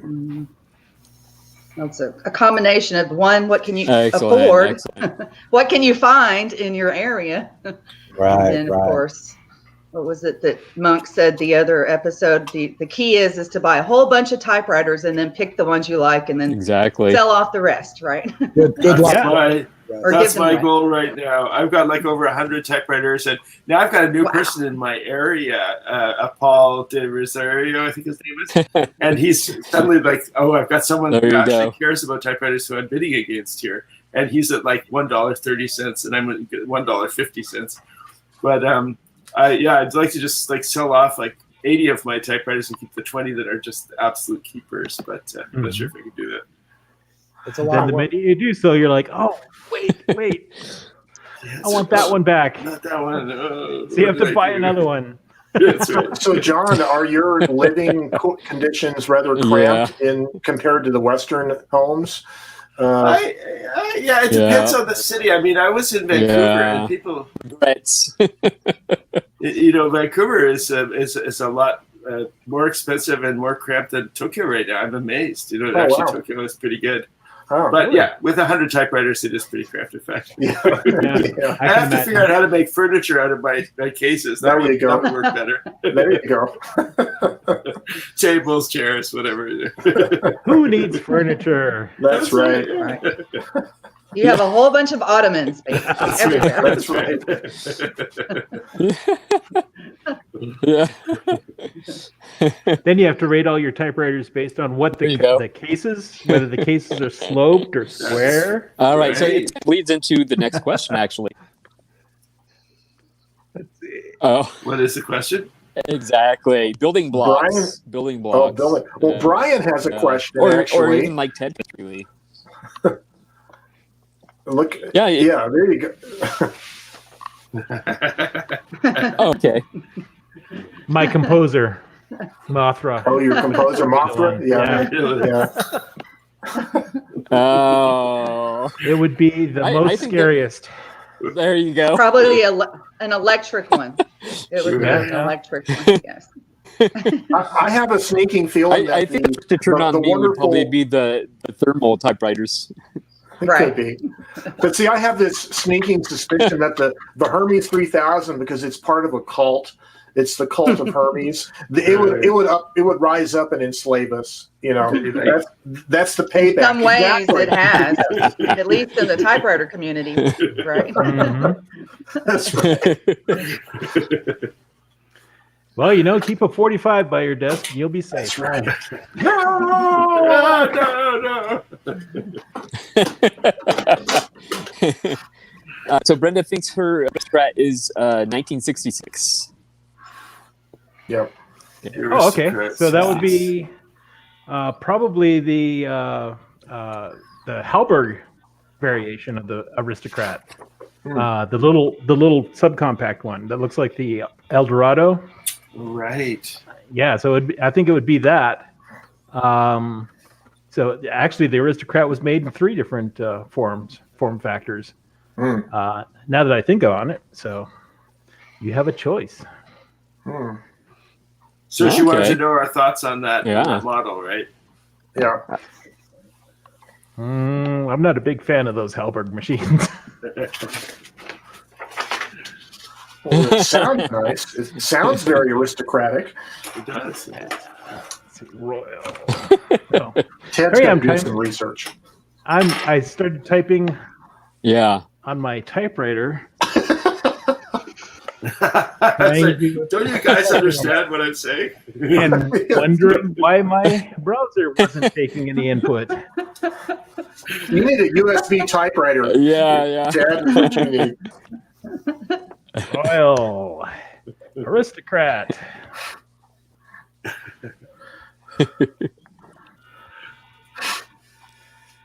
There we go. Let's pull this up. Accessing. Let's see. Yeah, see, it starts with the old Depression era frame. Those are beautiful. And then, I love the chrome. let's see. And then right about 1956, it starts with the A-frame, the original A-frame. That's the one I have. Yeah. With the duotone there. Nice. With the push button opener there. Mm-hmm. And then later on, it becomes a Safari style, Yeah. Those Those are nice. Those are nice. which is also an A-frame, so it's still the It same looks machine. But then, oh wait, maybe we don't have any. Oh, maybe it's the right. It must be Safari around there. style. So 66, yeah, it'd be right around there. Ah. So I was wrong. It's not the Hallberg one. What's your experience with those? I mean, I had a Safari and everything on it was just wonky. It just didn't work for me. But do you guys have ones that work well? Because they look so great. They're exactly the same as the 50s QDLs on the insides. So they have the same problems. Skipping. That's Skip that's the one I Yeah. was talking about earlier that I just made naked. I'm having a lot of fun with it. It's a bit more of a looser machine, similar to maybe a Remington, but I enjoy that. But I've got big, strong hands, I guess, right? So it's not that big of a deal. But I do enjoy them. I just think they weren't the market that they were being sold to. What may not have been correct, but I have given a few or sold a few to even my neighbor, a group of young teenage girls, and they've really enjoyed it. So. Mm-hmm. My friend Kevin has a Safari. I like the body style. I like the way the scooped look of the keyboard, the around the keyboard, and it types pretty good. But I think you do need to have a heavier hand on it to get it working really good. Yeah. With me, I have a Singer Professional T62, which is basically a Safari. Mm-hmm.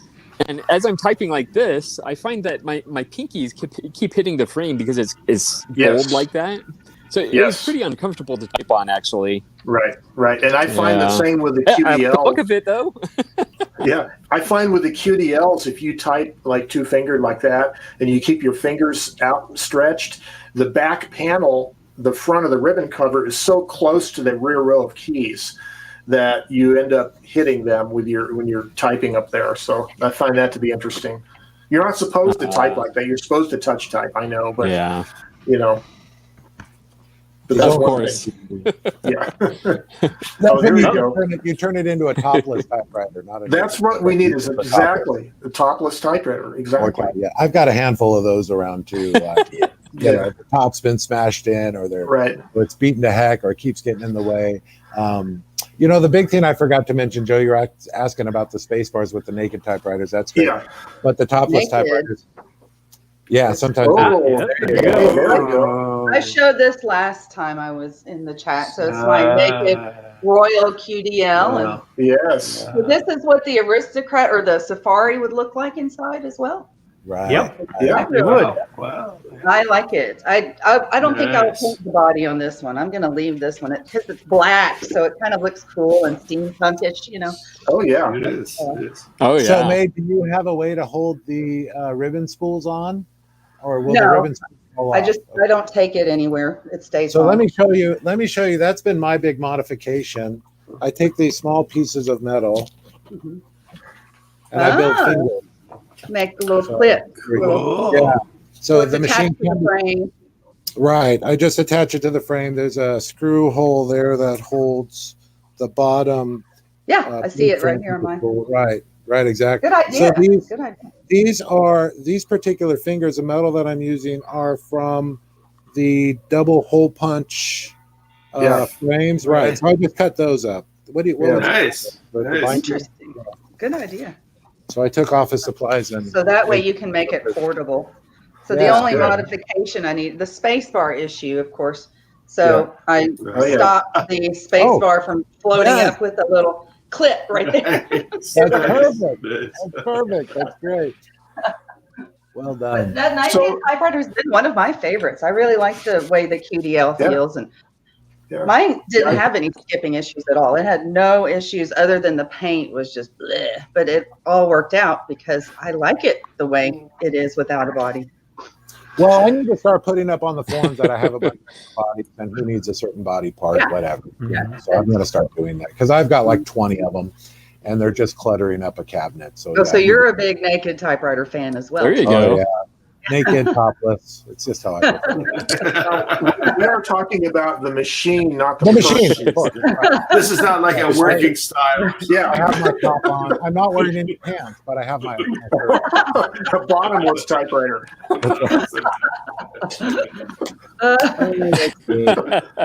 Well, you know, I don't have that one There you go. that one naked typewriter Hermes. I don't have it anymore. But now that we're talking about it, and I find both May and Bob are into naked typewriters. Maybe I need to think about, which You regret machine it, would don't you? I know. Well, I'm thinking actually, I don't know. The problem is all my machines, I don't want to really do that too. But maybe if I find another machine that's really ugly looking, maybe I'll do that too. But yeah. That's basically what happened. Yeah, I'm very thankful for Jennifer Colombo and all the great work she does on making the machines real pretty and attractive, and I think that's great. I do the opposite. I just throw the bodies away, and here's all. And I do. Where are the bodies buried there, Bob? Right. Somewhere in a drawer or two. Only and Bob plus, knows where the bodies are buried. and plus when you go Excellent. to work on them, you don't have to take anything apart. It's already boom. Oh, Everything's yeah. there accessible. Yes. So Brian That's has the new a comment on wave. that. Oh, okay, yeah. My pick for a machine that would hunt me in a robot uprising would be either the Typograph or the Remington yeah. 666. Of course. I have a story about the typograph right now. Okay. I found that you could Go still for buy, it. because they're a pen plotter typewriter. Right. They use little pens to write on the paper. I found out that Alps mechanism that is used in there is used in a lot of different old printers like Commodore plotters and TRS-80 plotters, stuff like that. And they use the same pen. And I found a company, I forget where, that sells Atari stuff Oh, that still has a stock of those pens. And I ordered a set. And then I found out that they're 2 millimeters too short to activate the mechanism.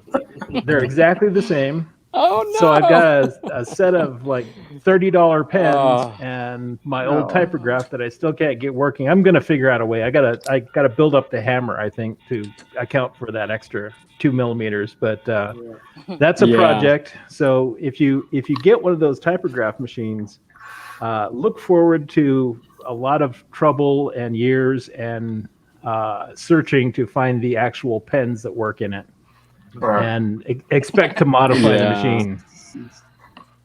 Once I get it working, though, I'll be able Yeah, to draw I graphs actually got on my one, typewriter. and yeah, Well- exactly. Yeah, I actually got one of those, and I guess my thought was you could essentially re-ink the little pens. You can do that. But looking at it, I don't know that would be possible. It is a very temporary solution. You can get a couple sentences out of it. Exactly. What do you think? Fountain pen ink? No, I've used actual pen tips that I've cut out of ballpoint pens. I've used felt tip points out of felt tip pens. I've used pencil leads from drafting pencils that have larger leads. They all work, but they work for a very short time. Is the problem. And they're good for demonstration purposes, but that's about it. Such a beautiful idea. I mean, the execution is everything, but it's such an amazing idea. Especially with pencil tips, every kind of tip affects the hand of the typewriter, so you get different letter forms every time when you swap out to different materials, and so it's interesting in that sense because you can actually change the hand of the typewriter and the way the fonts look just by changing what the tip is made out of. So it's a very curiosity machine, but not a very practical machine. So do you get like a page out of it, or do you get like a couple of lines out before you have to do something? I have gotten 2 paragraphs out once. I have posts on my blog. Every time I do that, I do a post on my blog that so you can says do my results. You can do haikus. You can do some haikus. You can do a poem. Wow. You can do half a blog post. But you can't do the Rhyme of the Ancient Mariner. No, sir. So Brian says he has a set of dual stock pens he got on eBay, and if you repeatedly dunk them in hot water, they will come back. Yes, for how long? Yeah, exactly. Well, he did it repeatedly. So yeah, probably not long. It's definitely not your most practical typewriter. Yeah. Yes, it depends I how got it out stubborn of they are. curiosity. Yeah. Yeah. All right. So we have another question here. Well, first of all, before I go further, let me say hi to Sarah. I think you're muted. Yeah. Hey, Sarah. Hi, Sarah. Hello, Sarah. She's She's got her microphone off. I Your think you're microphone is muted. Here, On the I'll computer. unmute you. There we There go. he is. There we How go. are you, Sarah? Can you hear me now? Yes. Yes. Can you hear me Yes. now? Yes. Good morning, you guys. It's so great Good to morning. see you all. Good morning. Good morning. Good morning. I love Well, your this sure is electric, fun, isn't it? your Smith Corona electric back there. Yeah. That's beautiful. I love this Yep. thing so Oh, much. yeah. It's one of my favorites. Y'all were talking about the transcribing machines, and I just wanted to comment that you know, the reason I got into typewriters is because I'm a career medical transcriptionist. And normally I transcribe surgical reports. And in my previous life, I transcribed psychiatric evaluations. But here's a machine that I have from the olden days. Yes, Panasonic. This one's not as good as the ones that they have us use at the hospital. Right now I'm furloughed, so I haven't worked since March, but I do have my own set, and I actually have my own foot pedal too, that I, can use if anybody ever sends me anything. And it's actually got this funny little, you guys will get a kick out of that. Oh, yeah. The DIN cable. Wow. Yeah. Is it 7 Yeah. or is it 10? Yeah. Wow. This one is, it's got a lot of pins. Right. Yeah. So They made a few anyway, different types. That's cool. but I also have a USB foot pedal that I can use with my laptop and stuff. But one of the reasons I got into typewriters is because I actually love to type and I miss typing. And so this has kept me going, with something else that's intellectual and also a physical typing experience. So, Agreed. yeah. I We had still an use interesting tape. experience. I just wanted to respond to that because I went back to school and I'm finishing my undergrad degree at the age of 62. Oh, And Yay. good for you. my prof, we have to submit all these assignments, and I started submitting them. And she said you can either keep a handwritten logbook to write, to send in, or like a journal, or you can send a Word document or something. But I've been typewriting my assignments with a different typewriter each time, and then photographing and sending those in. And I guess she's in her 40s. That is so cool. Yeah, and she's sort of like, I have never received an essay that was typewritten by a typewriter before. But once I explained that it's this now she's like physical, it's this physical, like she's a surfer and stuff. So when I explained, it's like you're pounding out the words. And she totally got it. And it's really a lot of fun. That's cool. It feels like you're really doing something. I'm sure she's like, John, are you sure you're 60 and you're not 152? Exactly. It's like, no, I'm not sure. Really is such a wonderful thing to have that feeling. Hey, man, it's never too late, right?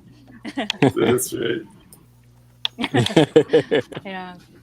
All right. So the next question is more of a getting to know you type question, and that is, if you weren't obsessed with typewriters, what would fill that void? Motorcycles. I can't think. There's so many things. Anyone? Well, No, typewriters. Well. Abacus. An abacus. There we go. Oh, the abacus. Joe wins. He's now 1,000 years old. Well, it wasn't that long ago when I wasn't into type. It was only 3 months ago when I wasn't into typewriters. 3 months ago, it's hard to believe I had zero typewriters. Wow. So before then, I was crazy about vintage sewing machines. I collect. So I'm still crazy about them and a lot of the fiber arts, knitting and crochet and weaving and stuff like that. So I would still be doing that. And plus you sing, right? You play guitar and sing a little, play music. There we go. So I do have a lot of hobbies already. I probably didn't have room in my life for typewriters, but I'm glad I made the room. Do you have a collection of guitars? Just two. They are a lot more expensive than typewriters, so I only have two guitars. Yeah, I was collecting violins, and I realized, this is too expensive. So then I went to typewriters. Now I've gotten into collecting pencils. So it's like, well, now I can get a whole lot more. Oh yeah, pencils, writing instruments. Pencils. Yeah, that's true. Well, musical instruments are my other problem. Oh, musical instruments, huh? Yeah, no, I repaired and rebuilt musical instruments for a long time, modified. So I still have half a room full of monster amplifiers, guitars, mandolin, basses, maybe 15 or 20 of those. I mean, nice. That's what I did. That's cool. And I think our friend, our friend Brian Good is like that too. I believe he's got a lot of instruments. Yeah, and I know for me, theater. I did musical theater the last couple of years, and beading, like jewelry making, sewing, all that kind of stuff. It all seems like these handcrafts and then also music seems to tie in with typewriters for so many people. Oh yeah, it's kind of cool. Exactly. Photography is one of my other things. Photography, yes. Yeah. I did that for a long time. I also get to play single dad, so I got to go pick up my dude right now. Okay. Later. Thanks for having me. Thanks, Bob. It was a lot of fun. Nice chatting with you. Nice meeting you. Bye. Yeah, hope to see you next week. Bye-bye. Yep. Have a great Thank you morning so with much, your Bob. kiddo. Thank you. Oh boy. So you were saying, yeah? I was saying what? Sorry, we're. So you were saying photography? Photography. Oh yeah. I've been dabbling with sort of darkroom, black and white, and making your own homemade pinhole cameras and box cameras and all that stuff. I've been doing that for a long, long time. And in fact, what I was being distracted with while we were having our little online stream is just little sketching of some ideas for a video that I'll be doing this week about this camera that we made, myself and my friend Ethan Moses, who's a local 3D printer and camera builder. But I've been working on this pixelator camera that makes a pixelated image out of straws. Yeah, well, straws was the one thing, but let me reach over here. Hey, hello, Elton. Hey, Elton. And put the microphone back on. Hello, Alton. Hello. And then show you. This uses a grid, and I'll have to focus the lens here manually. This uses a grid of How holes, are you? and like that. Oh, okay. And then there is a single hole in the middle that all that goes through into the film plane, and it makes a gridded image. And we have a little shutter here that pulls out to do that. So this is just something that my friend Ethan 3D cool. he laser cut this out of black craft paper on a laser cutter. And this is actually plastic that he laser cut that I had to use some gaffer's tape to make it light tight. But anyway, so this is kind of this works the same as a straw camera with tubes, but you can just have a grid with a single aperture in the middle. And it's finer detail. Yeah, and it kind of works like that. So anyways, so I'll be doing a video about that this week. And let me focus my camera. Good. Interesting. What did you do? What did you do in the Navy, Joe? I was an IC electrician, cool. interior communications electrician. So basically, I was a telephone guy and the closed circuit television guy in the Navy, and so. That's so cool. Yeah. Yeah, I was just looking at the workmanship, like the tape and everything. Like that's very nicely, cleanly made. Really good Well, stuff. yeah, that's pretty I love much it. I love the gaffer's little. tape. Yeah, I didn't call it. go ahead. So great. The shutter is my favorite part. Oh yeah, the little shutter. That's so great. Yep. Ding. It's awesome. So did you have this book in the Navy? Excellent. Wow. Instrumentation. Yeah, I remember that. Yeah, that was a different job rating. That was an instrument man, which they would work on probably. Traditionally, they might work on sextants, right? The navigational instrument, right? Yeah. Navigational instruments and typewriters. Yeah, half of the book is typewriters. Yeah. Wow, really? One of the more complicated instruments that my job rating worked on was a thing called the DREI, which was Dead Reckoning Analyzer Indicator. And this was a big machine that looked like a plotter that you put a map on. And before the age of satellite navigation, it got inputs from the you had a sensor that read the ocean current direction, the wind direction. You had your speed and angle that you were running at, and it would basically dead reckon navigate with a pin plotter on a map your actual course. And they were pretty. If they were calibrated properly, they were very accurate enough to be able to find an enemy ship or whatever in wartime. So, anyways. That kind of stuff, But wow. So the instrument man was a typewriter repairman, right, Ted? Yeah, and various gauges and depth finders and clocks. There's actually a whole section here on watch repair. Wow. Yeah, they pretty much did everything that was mechanical on the ship. So. Yeah. And my Uncle Jim was in the Navy, and. I was just going to say he was an optical man, second class, Oh, wow. which I thought was cool. He worked on lenses up in Adak, Alaska. Wow. Yeah. Cool. Jobs in the Navy. Well, you have to be self-sufficient when you're out at sea, right? Yeah. It's not like these Air Force guys that can go, go 9 to 5 jobs and then they go off site afterwards. And if they have a problem, they can call a contractor in. But with Navy, you're out at sea, you have to fix it yourself, right? Joe, were you? I had a friend who was in the Navy during the Vietnam War, and they were 12 hours on and 12 hours off. Is that what you were doing?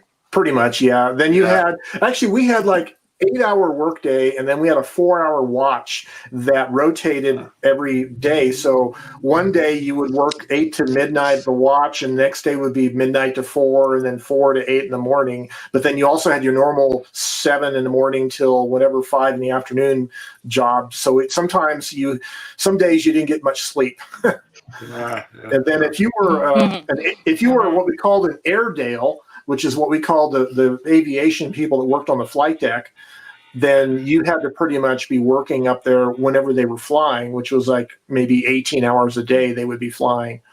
So those guys really had a rough schedule sometimes. Amazing. I bet. Yeah.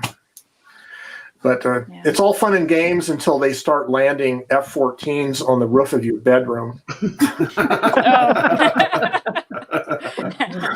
And you're trying to sleep. Yeah. And I thought my neighbors were loud.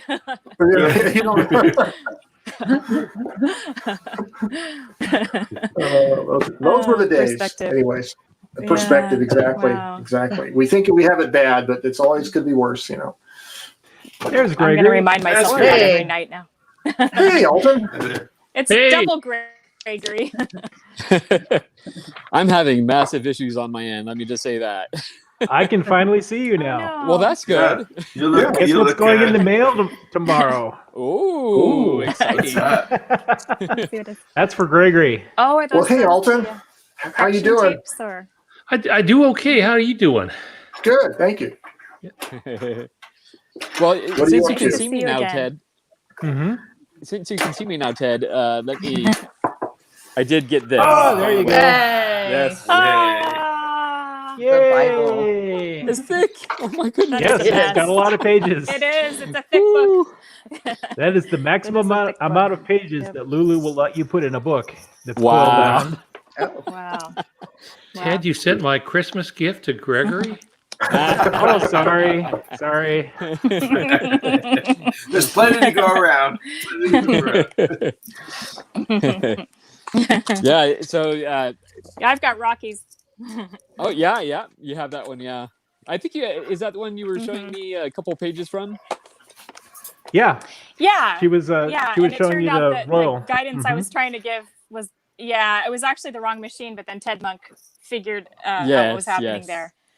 He said it's actually the portables, and so Yes. But I love this book. It's so interesting about office, how to run your office as a typewriter repair person, and then also he talks about the Royal requisite course of typewriter fundamentals cracks me up because they have this list of things that you must do, and it says you must eat, you must sleep. You must allow time for personal grooming. You must go to work and you must study. And then it actually gives you tips if you're a gentleman and need to know how to, like let's say you have a wife who's good at shopping. They talk about that, and they talk about not showing up to the shop with like razor cuts on your face. It's hilarious. I love this thing. It's awesome. Wow. See, if only Silicon Valley had one of those, like they're completely generations clueless, I know. Yeah. It's really hilarious. They're like, your woman will know how to dress you, and she likes you because you're such a cool young buck or something. It's terrific. I get a crack up. I think it's funny. I'm not offended at all.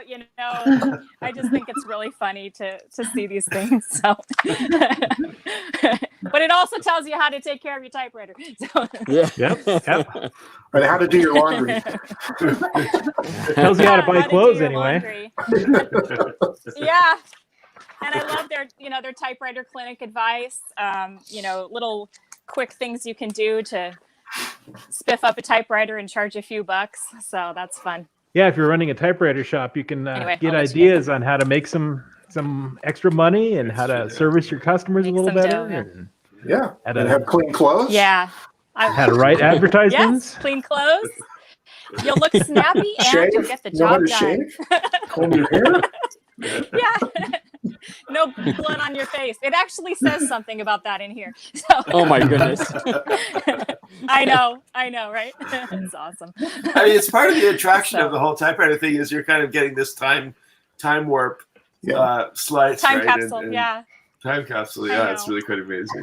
The way business was done back then. And I tell my kids, it's true, but the invention of the typewriter also was such a boon for women to be able to get out into the workforce. And so as much as it's hilarious to see these sort of old typical attitudes and stuff, I also thank the typewriter and typing for being able to have a career myself. It's all good. Yeah. We keep moving forward. Yeah. But let's remember what happened. Yeah. Yes. So Sarah, I was going to ask you, since you're a typist, Sarah, how fast can you type on a manual typewriter? do you think? You know, I haven't clocked it. I think it's probably 60 to 70 words per minute. I'm not exactly sure. On a computer, I can do 100 words per minute. And I have done typing tests on that with pretty good accuracy. But on a typewriter, I don't know for sure. So on a manual, it's slower for sure. Which brands or models do you find better to type fast on? Like, you know, if I'm going to go really fast, the Smith Corona Series 5 Electric there you go. is by far the best. Yeah. Absolutely, bar none, far and away the best. The next, I would say, you know, typing on a Hermes 3000, I've had almost no issues with. It's wonderful. It's such a good feel. And then I also have a couple of Olympias that I really enjoy. We were talking last week about the Princess. The Princess, I have to slow down and be deliberate, or else I will have issues no matter what. Okay. So, yeah. And same with the QDLs. So I would say, but the Smith Corona Electric is just pleasure to type on. Yeah. Yep. Thank you. So Indro's asking Ted if he gets a discount for the Typewriter Repair Bible. If you're a member of the Mechanics Club, you can get a 50% discount on the PDF. But I don't have any way of adding. I used to be able to add coupons to Lulu, but when they switched to their new website, they got rid of all that. So I can't add any discounts to Lulu anymore. So unfortunately, the paper version, no. Huh? What is the Mechanic Club again? The Mechanic Club is the Patreon. Oh, yeah, okay. I just recently joined. There you go. I'm on that. So if you're a member of that $2 a month club, you can access a special URL, and that gives you half off all the PDFs. This is a thank you for being a supporter. So Yeah. That was fast. That was fast. Yeah. Sarah. Yeah. Look at that championship typing. All done. Yeah. Yeah, I could do a sample for you guys, but it'd probably bore you to tears. But yeah, I could type pretty quickly on this little guy right here. Yeah. Sometimes just to test my typing, I'll pick some, you know, literary quote that I like and do that, because if I'm doing my head, I sort of write ideas at that speed. But So here's a question for everybody. What is the if you guys ever want anything transcribed, I'll do what it. What is the test line that you use when you type just nonsense? For me, this is a test of the emergency broadcasting system. This is only a test. I do that too. You use that one? Yeah. Sphinx of Black. Yeah. How about you, Joe? I'll do the quick brown fox, but I also do like Romans 8:8 and a few other Bible verses that are good to know, and and things like that. And I think I do the preamble to the Gettysburg Address, 7 years ago, and all that. So that's kind of fun, just to keep some of that in your forethought. I type out sort of like a first person, like if the typewriter were speaking, like, hello, I am a Smith Corona, floating shift typewriter. I was born in 1966. My owner acquired me from Goodwill. And so I will just type as if I'm the goofy typewriter talking. Yes. 'Twas Slithy with whatever, Jabberwocky. Sorry. Yeah, that's a good one. I was just trying to think of some of the lines.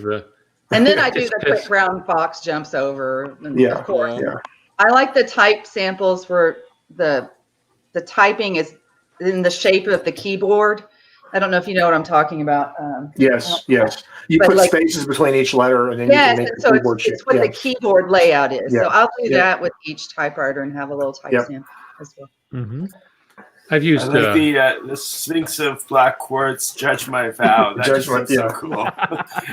Yeah, it is. I've used the quick brown fox, but being a writer, it always becomes a bit of a story.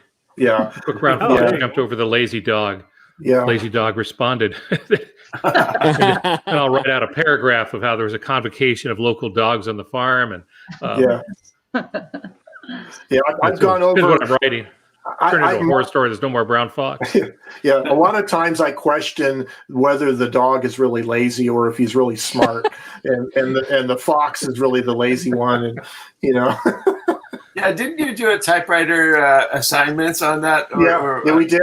We did. Yeah, I remember that. That was fun. That was a lot of fun. Oh yeah. Sometimes I do a twist on the quick brown fox. I say the quick brown fox jumps over the lazy ass dog. Yes. Yeah, I think I started on this Smith Corona 5 series. I started once typing that, and I ended up with look at that dog sitting on the porch, and all this. It's sort of a hillbilly dog sitting in an old shack. It was pretty fun. Okay, what do we got here, Sarah? A type sample? A type sample. It's a little hard to see. Yeah. Your lazy ass dog. Your video is a little You're breaking up there. broken, but I can hear you. That's the $6 Million Man. You're breaking up. You're breaking up. I love it. Never mind. I get it. I remember See, you're that. old enough to Worst get time it. right now. There you go. Oh. That dog sitting on the Look at that old dog sitting on the porch, and just letting the old fox come up to the porch and all that. All right, so here's another question. So it's and this kind of a big philosophical question.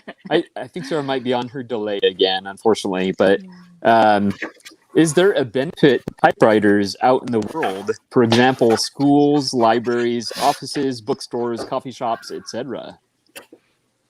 I didn't hear the first sentence. Is there a what? Is there a benefit to typewriters out in the world?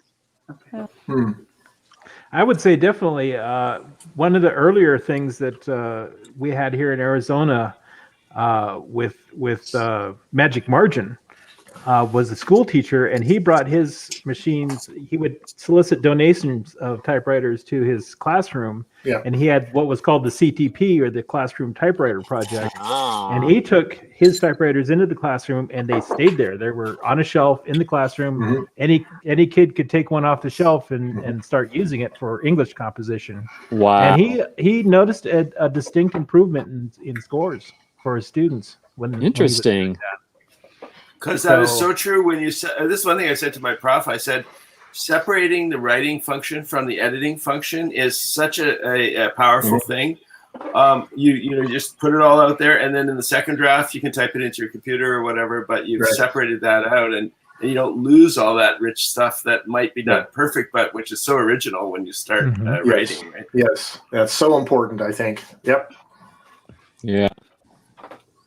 Oh, we lost Sarah. And of course, I showed this book before, but this was a typewriter, or I guess he goes through a series of typewriters that he puts out in his bookstore, and just lets people type, and they type these a lot of poetry and just random thoughts and stuff like that. So that's one aspect I like. I think it'd be really cool if a coffee shop did that. A coffee shop just having a typewriter out there that people could type on. So it could get a little distracting, especially if it's one of the louder ones. But there was actually, just before COVID hit, a guy started a coffee shop that was he had typewriters in all the desks and the tables and such. I do not know what happened to that coffee shop, because I'm sure it got closed right immediately afterwards. Oh, that's horrible. Here in Albuquerque, there is a restaurant called the Standard Diner, and it's owned by the same people that do the Range Cafe diners here in Albuquerque. But they have an old, like a Royal 10 or something like that in a little stand in the back on the hallway that goes out to the restrooms, right? And so if you can go back there and you can type a note on it. And then they also have one of these old cigarette vending machines that has been reformed to vend little pieces of artwork instead of cigarettes, That's cool. Like a little block of wood with a little photograph laminated to it or something like that, So the same size as a cigarette pack. But anyway, so a restaurant with a typewriter is pretty cool too. Yeah. I was just seeing all these books coming up, and I just wanted to mention that some of you know Masaki Inazumi, who had this amazing collection here in Japan, and he sold that collection last year. And I asked him, like, so what typewriter are you going to hang on to as your one go-to typewriter? He said, no, I can't even have one because then they'll just start to proliferate again. But so he gave me these books that he had, all these interesting books. Oh, yeah, I have that one. Yeah. So what he did is he had these books, and he basically wanted to collect every typewriter that he could find that was in one of these books. And so that's how he assembled his collection. Wow. And I'm just sort of going through the ones that I have right here on hand without, all the other stuff collapsing down on top of me here. But so these are some, just some of the books that he sent me, which are really a lot of fun to look at. Wow. And, let's see, here's another You have one. quite a collection there. Yeah, he just sent me these in a box. He just said, I'm just going to send them to you because you'll appreciate those. Nice. I want somebody to have them who will like them. So. Wow. Well, you just amassed a collection that is very hard to get. Yeah. It took me years to assemble that collection. Is that right? Yeah. Yeah. I have most of those books, and they are not easy to get a hold of. So I have these books, and if at any time in the future I have to move or something, and I need to move on, I'll certainly put that out to the community so that people can get them if I can't hang on to them anymore. Now I'm curious what our local libraries have in typewriter books like that. So I'm going to go check that out this week and see. Do that. Same books are in our library system, since we have a pretty extensive one here in Central Arkansas. Very good. Well, hey, Gregory, you work at a library? Is that correct? Yeah. Yes. And I was just going to say that it's a sad fact, but libraries are actually moving away from reference type books, because that's all stuff you can find online now. Well, mostly, and partly in thanks to Ted there. But yeah, so it's pretty sad, and I think stuff like that would be some of the first books to be taken out or withdrawn. They pretty much were. Most of the ones I have are ex-library copies. Ex Libris, yes. Ex Libris. Yeah. Ours will have sales every now and then, and sell off Friends of the old library. books.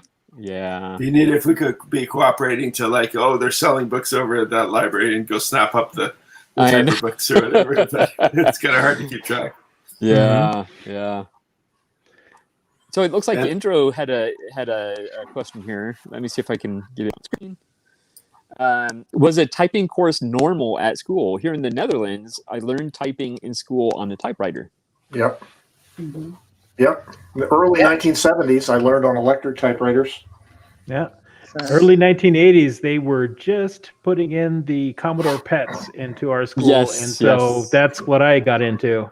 Yeah, I did not take typing on a typewriter. I was fascinated with the brand new world of computers, and it ended up being my living. But and I did miss out on typing on typewriters in school. Yeah.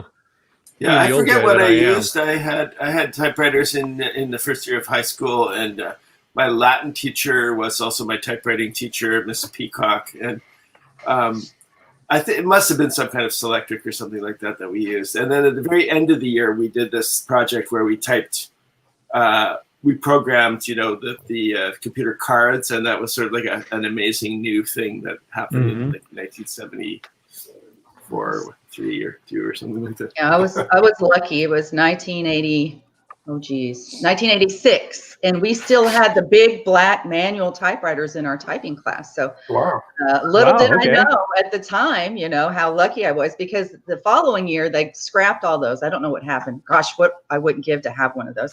But they replaced them with, I think they were Selectrics. They were definitely electrics. So I got in the last year of manual typewriters in typing class in high school. Wow. Do you have any idea what they were? They were black? I have racked my brain. I've looked through the yearbooks and I've asked people. No, I don't. I just remember they were big black office machines, with black keys and the black body. Everything was black. That's all I can remember. And they were my dad had 1940s, maybe, you know, knowing what I know now, I'm guessing they were probably 1940, 1950s, somewhere in their machines. Yes, my dad had well, I didn't know what he had, and I could never find out. But then I found that he typed a message and put it into a book that he gave me back in 2000 or something, and I could identify that as a Remington typeface. So I know that it was a Remington. That's as close as I've been able to get. Wow. Being the old guy that I am, I had to take typing in, believe it or not, junior high school. And where some of you live, it's probably middle school. And boy, I complained. I said, I will never use typing. I don't plan to type. I'm going to go into architecture. We don't use typewriters. And I fought and I fought and I fought. And I hate it's all I do now is type. And when I started collecting typewriters, I went after two types. One, a Royal Eldorado, because that's what I used in college, early college and high school. The gold and black one. But then I also went after an Underwood Touchmaster. That's what I had in junior high school. I had to learn on. Yeah, so I ended up, there's two models of them. I had to buy one of each because I couldn't remember. Being the old guy that I am, I can't remember which typewriter, which version of that I had. So I got both of them sitting around here. I've got one right over there, and I got the other one, I think, in my library. Definitely a large difference between the two. Yeah. So, between the Royal and the Underwood? Yeah. That's actually, oh, yeah. You could fit 3 of the Eldorados in one of those things. Park it. And then today, typing class is still required, at least in Arkansas. Okay. 1 semester typing, but it's all on a computer now instead. There's no typewriters. Yeah, it's keyboarding. So Yeah. it's not quite the same, but at least they're learning where the characters are. I do have to. Yeah. Oh, yeah. I do have to say it was interesting watching my mom. She worked for many years as a secretary. And it was very interesting seeing her going from manual typewriter to a computer. She would be slamming the keys. No, you don't have to do it hard like that. But she could really type fast on those manual typewriters. So, but yeah, that was an early memory of my mom trying to make that switch in her typing style. So, as I'm thinking about this, one of the things I didn't like about the typing class is I have very sensitive hearing, even at 67. And it'd be a room full of typewriters with kids whacking away on them like that. But I've seen a picture of, I think it was a Sears order fulfillment center that was just a huge room filled with women sitting at manual typewriters, desktop typewriters. And I looked at that and I thought, what did that sound like? To be in a room where there's 250 people typing at the same time. It'd be like under machine gun fire or something. I don't know. Yeah. Well, in the newsrooms that are still piping, I don't know if they're still doing it, but they were until recently piping in the sound of typewriters. As it get closer to the deadline, they would turn up the noise, right? And to get people to be like, working to their deadlines faster and stuff. So. I can't think of the movie now. All the President's Men. All the President's Men. Watch All the President's Men. And look at all the different typewriters they used. It was rather amazing. And then the one Tom Hanks was in recently, where he was the editor, the Post. Yeah. Some of the typewriters in that movie are his. Right. He brought them in. That makes sense. But again, a reporter's area filled with typewriters must have been horrible to sit in. Oh, yeah. Hey, Sarah. Right.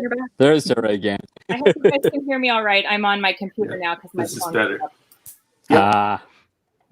Okay.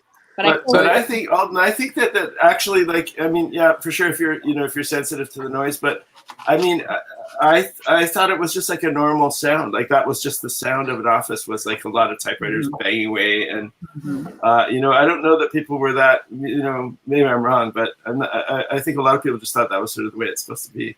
Yeah. Well, it's my hearing was overly developed in the high pitches. I could hear dog whistles. Wow. When you walked into department stores back then, they had ultrasonic alarms, and what they would do is they just turn the alarm off, but the ultrasonic sensors were going. And my grandson's that way now. He doesn't like to go into department stores because it hurts his ears. So there's just certain tones, especially the higher they are, that are just it's like an ice pick in the ear. Even I was unloading a dishwasher yesterday, and some of the plates clapped together when I was pulling them out. I was ready to quit. Oh boy! It sounds like you unloading the dishwasher, but sounds like you got a bit of a superpower there. Yeah. Don't have a problem. Actually, the Navy could probably use you. Stick my head out of the water and listen for submarines. I used to have customers that could hear the 15750 kilohertz horizontal oscillator in a TV set in a CRT television, and some of those, like there was a coil in the horizontal circuit that would vibrate. It had an iron core, and it would sometimes vibrate and make this noise, or the horizontal high voltage, the horizontal flyback transformer would do that, and you'd have to wedge little pieces of wood in the core of this transformer to quiet it down, because some people had sensitive ears, Just a single typewriter doesn't bother me too much. There are a few that have a real high pitch sound to them when you type on them, and those are a problem. I notice here that the expert has finally arrived. Robert, son of Bob Marshall. Yes. Hey, Robert. Hey, Robert. Hey, Robert. Hello. The youngest member to date. There you go. How are Robert, you? are you a typewriter? Are you a typewriter user? Yes, I do have a typewriter, and I do like to use it. What kind of typewriter do you have? It's called a Remington Quiet Writer. Ah, very good. Nice. Well, I have one of those. Nice. Those are good typewriters. You change your own ribbons in that machine? Yeah. I haven't had to change it yet. Okay. Because those ones are a little tricky, but I know you can do it. Yeah. Yeah, I had to change it They're actually when I quite first easy. got it, but after that, the ribbon's been good. So what do you like to write on your typewriter? I'll help my dad with some of his books, or I'll just write what happened in my day. Oh, good. That's good. Nice. That's a good thing to do. What How kind of long books have does you- your dad write? Robert, what kind of books does your dad write? My dad, he writes books about his about what he has done on the road, where he's gone, and he also writes fictional books about futuristic worlds and stuff like that. All based around motorcycles, usually. Sure. A lot of memoir stuff then, right? Yeah. So, Robert, why do you prefer writing on a typewriter, or is it just something that you like to do on the side, or do you only exclusively use a typewriter for writing? I like to. It's just something that I kind of do on the side. You like your keyboards, though. You got lots of keyboards you use. I only Your have computer. 2. Yeah. Traded some out lately because you like all that gaming you do.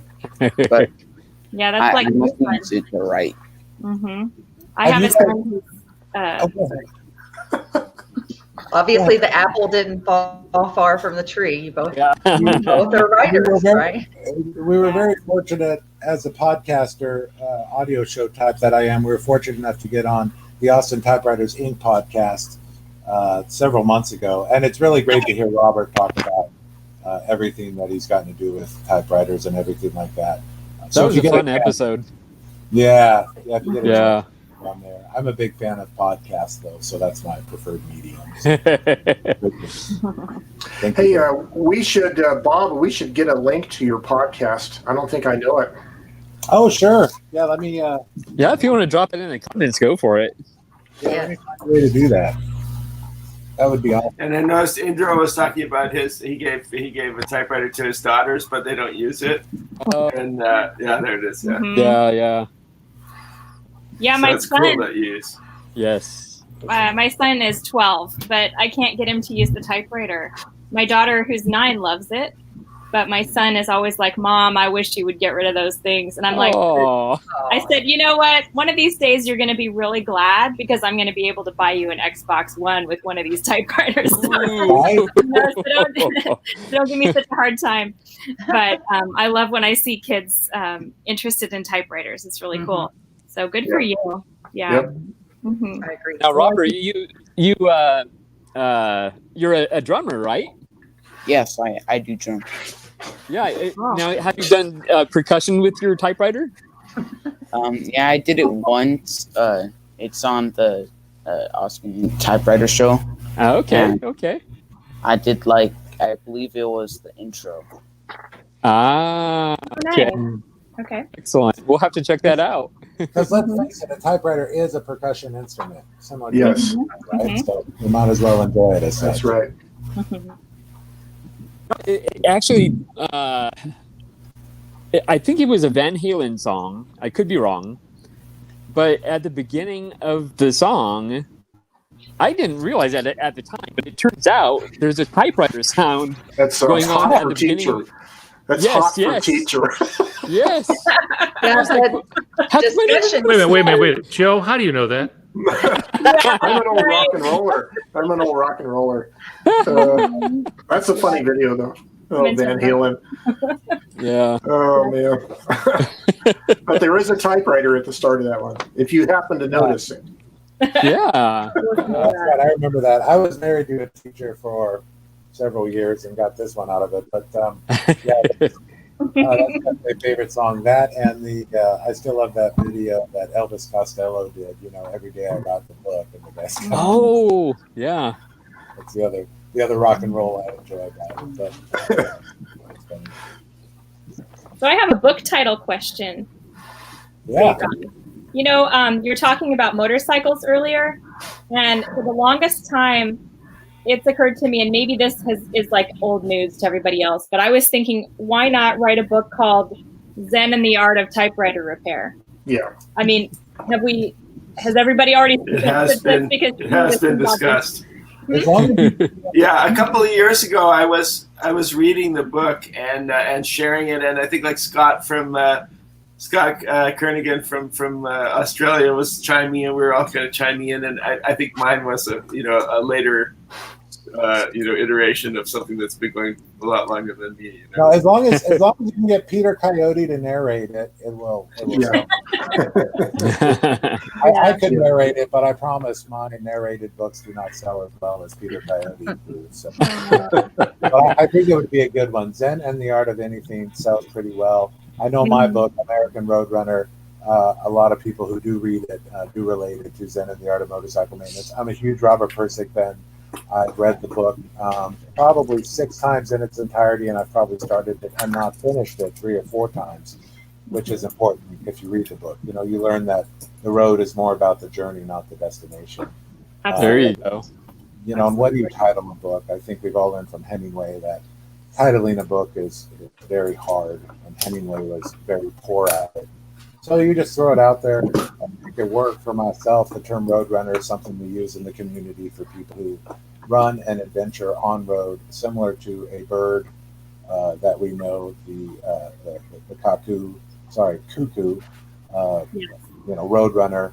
Roadrunners are very similar to humans. I could go on and on about that awesomeness. We have some living in our neighborhood. I was just going to say, Joe Van Cleve has some.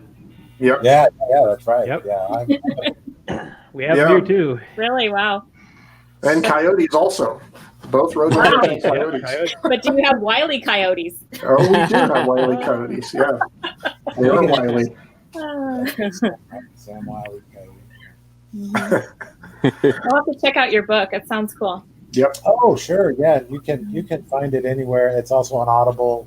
I just released that. I got to release that. I think a month ago. Narrating a book. I mean, off topic, but narrating a book is a lot of work. Producing it's a lot of work. I have a whole studio in my house, also known as a closet for my bedroom. It's very complicated. Because I come from the world of rock and roll, it was pretty easy. I already had most of the equipment to do the microphone, do the voice. But it takes a lot of effort and energy to read it, translate it, narrate it, produce it, edit it, produce it, and then get it up on Audible. I own my own publishing company, so I've gotten to learn to do this a lot and gotten really good at it. We're very fortunate, though, to have Joe in our community. Joe is a very good narrator. I'm sure we've all noticed. He's very mellow tone. He's very right. Let's all give Joe a good point. Good for you, Joe. Thank you. Anytime Joe talks, I'm driving the line. Here we go. And he gets it on the first take. It's wonderful. Naturally, I stutter. That's how I got into singing and playing music at a young age. I think I was 12 when I picked up a guitar and went on from there, and I majored in vocal music. But naturally, I have a stutter, so thank God for Edit in my audio show and whatever I do in my audio shows. Yeah. It takes practice for sure. Yeah. So here's a question for Robert. This is from Indro. Do you think of getting more typewriters? I don't really think of getting more typewriters because I think that my typewriter suits me well, and I think because it's a lot more quiet than normal typewriter, I think that suits my home very well because there's some people at my home that don't like me drumming past a certain time, and it's kind of right. I know the feeling. Yeah. So I just think for now at least I'm gonna stick with my quiet writer. That's good. There you go. There you go. If it works for you, you might as well stick with it, right? Yeah, very good. Yeah. Then when you get a full-time job, you can spend all your disposable income on typewriters, maybe. I want to say there was a movie. I totally don't remember what movie it was, but they were using a typewriter, and it was like late at night or something, and so they put a pillow on top of the typewriter and would type, and then they'd lift up the pillow to look underneath it and see what they were typing. I wish I could remember what movie that was. I don't know what that was. Yeah. That would be Lives of Others, would it? I mean, that's one where they're trying to be quiet. Maybe. It could be. Okay, so I'm going to have to try that with my Calibri and see if you There you go. pillow type with a Calibri. I'll have to try that. I know sometimes you use on your lap with the typewriter, so you would have one on the bottom and the top. Yes, sandwich it. It'd be completely silent. On a pillow in the closet. Yeah.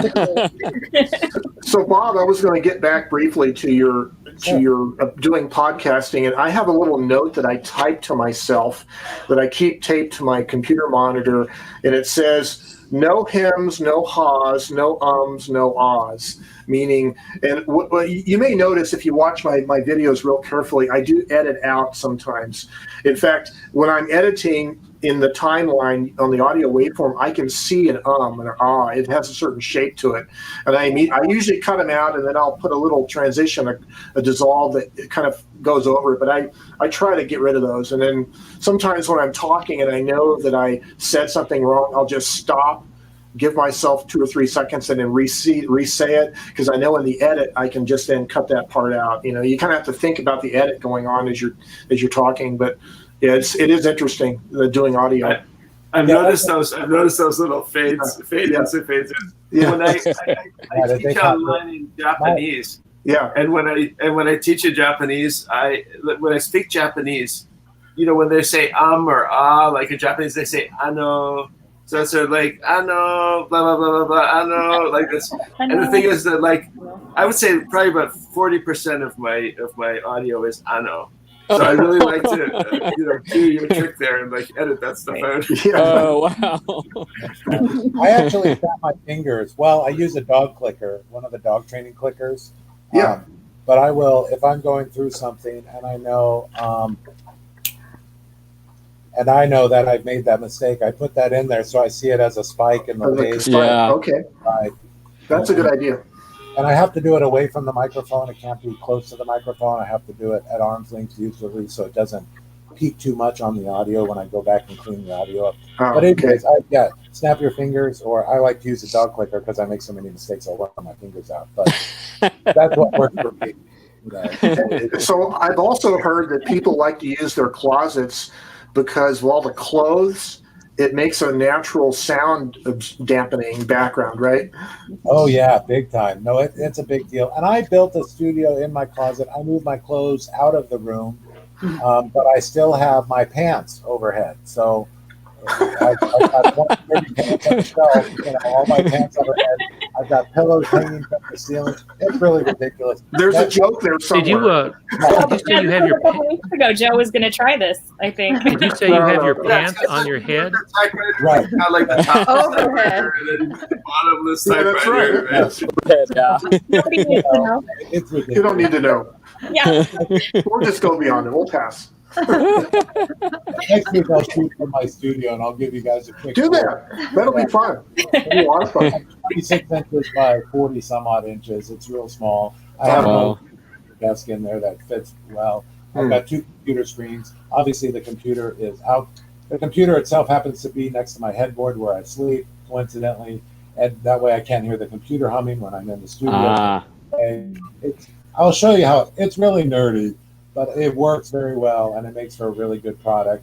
That's My good. product has to be very good because people will listen to it on motorcycles doing 80 miles an hour. I clip at -1 and everything's between -10 and -1. So it's very loud in the world of audio. And I can keep it that way. And I do everything I can to compress and make my booming voice as booming as possible so people riding motorcycles can enjoy a good audio show, a good story. So. Wow. Look forward to listening to it. Yeah. So when we get your book on, Audible or whatever, we're really getting that closed closet experience. Exactly. Yes.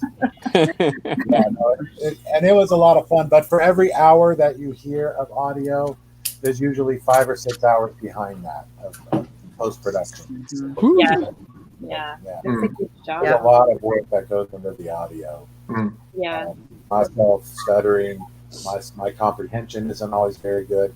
I may have written the book, but reading it and getting it across naturally, I have a coach. Who coincidentally, her and I get to do a lot of fun things together now. She's a professional audiobook narrator, so I've been producing stuff for her, which has been terribly exciting. We've released a few things together. We just put out right now we're waiting for Audible to approve. If anyone is a Khalil Gibran fan, she read The Prophet with John giving thumbs up, which is appropriate because if any of us are Prophet fans, we know that The Prophet is told from the perspective of, is it Amelie, the female? Yeah. So she, being a female, read it. There's several men who have read The Prophet, but it's not the same as a woman reading it. So she read it as a woman, and it worked very well. I'm very excited about this new product, right? So, in that public domain, blah blah blah blah. I'm trying to picture a voice coach being like an NFL football coach, though. I want another paragraph. Oh yeah, that's it. And that was the worst part. My studio's in my bedroom, so there she is, laying on my bed, watching the audio on another video, telling me, "Yes, no, please, so this sucks. Do it like this. Do it like that." It was quite the weekend. My book takes place over 2.5 days of racing a chopped motorcycle cross country, 3,000 miles. So it's very important that I spent only 2.5 days recording the audio. So naturally, as the night goes on and the audio I start sounding like this, and I totally love that. Your voice is road weary. Right. Yeah, there you go. It was a ton of work, but Day 5. We had talked earlier about what are the common phrases that we type, when we're typing, like the Quick Brown Fox. And I forgot, I also like to type the intro of certain books, like Hunter S. Thompson, like Fear and Loathing in Las Vegas, right? the line, I can't remember how it goes now, the line about we were just outside of Barstow when the drugs began to kick in. I mean, that's a great line, right? And then the intro to 1984, where Winston is coming home to his flat and it's a windy, cold day and all that. Anyways, you think about a lot of books have a very interesting start to them. That's a good thing to type. Yeah, definitely. Excellent. Well, I agree. were you going to say something, Bob? Oh, I'm sorry. I said agreeing with Joe. Yeah. Oh, Good. As long as you agree with me, that's fine. that's all that matters.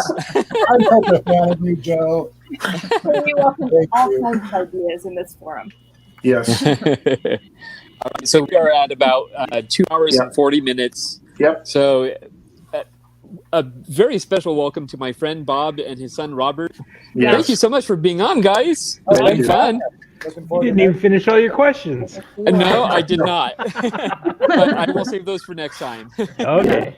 And don't forget, next week we're taking a break Yes. for There's a break virtual next- Hermans. Yeah. Yes. And then we'll resume the week after that. It'll give me a little break. So Yeah, it will.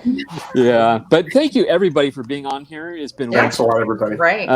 yeah. Amazing. We can talk for typewriters for over 2 hours. I know. We could keep going on and on and on. All right. Well, look forward to seeing you at the virtual Hermans. All right. See you there. Yeah. See you guys. Thank you much. Bye. Yes. See you next Bye. time. Guys, have a great week. Thanks. Bye. Yes.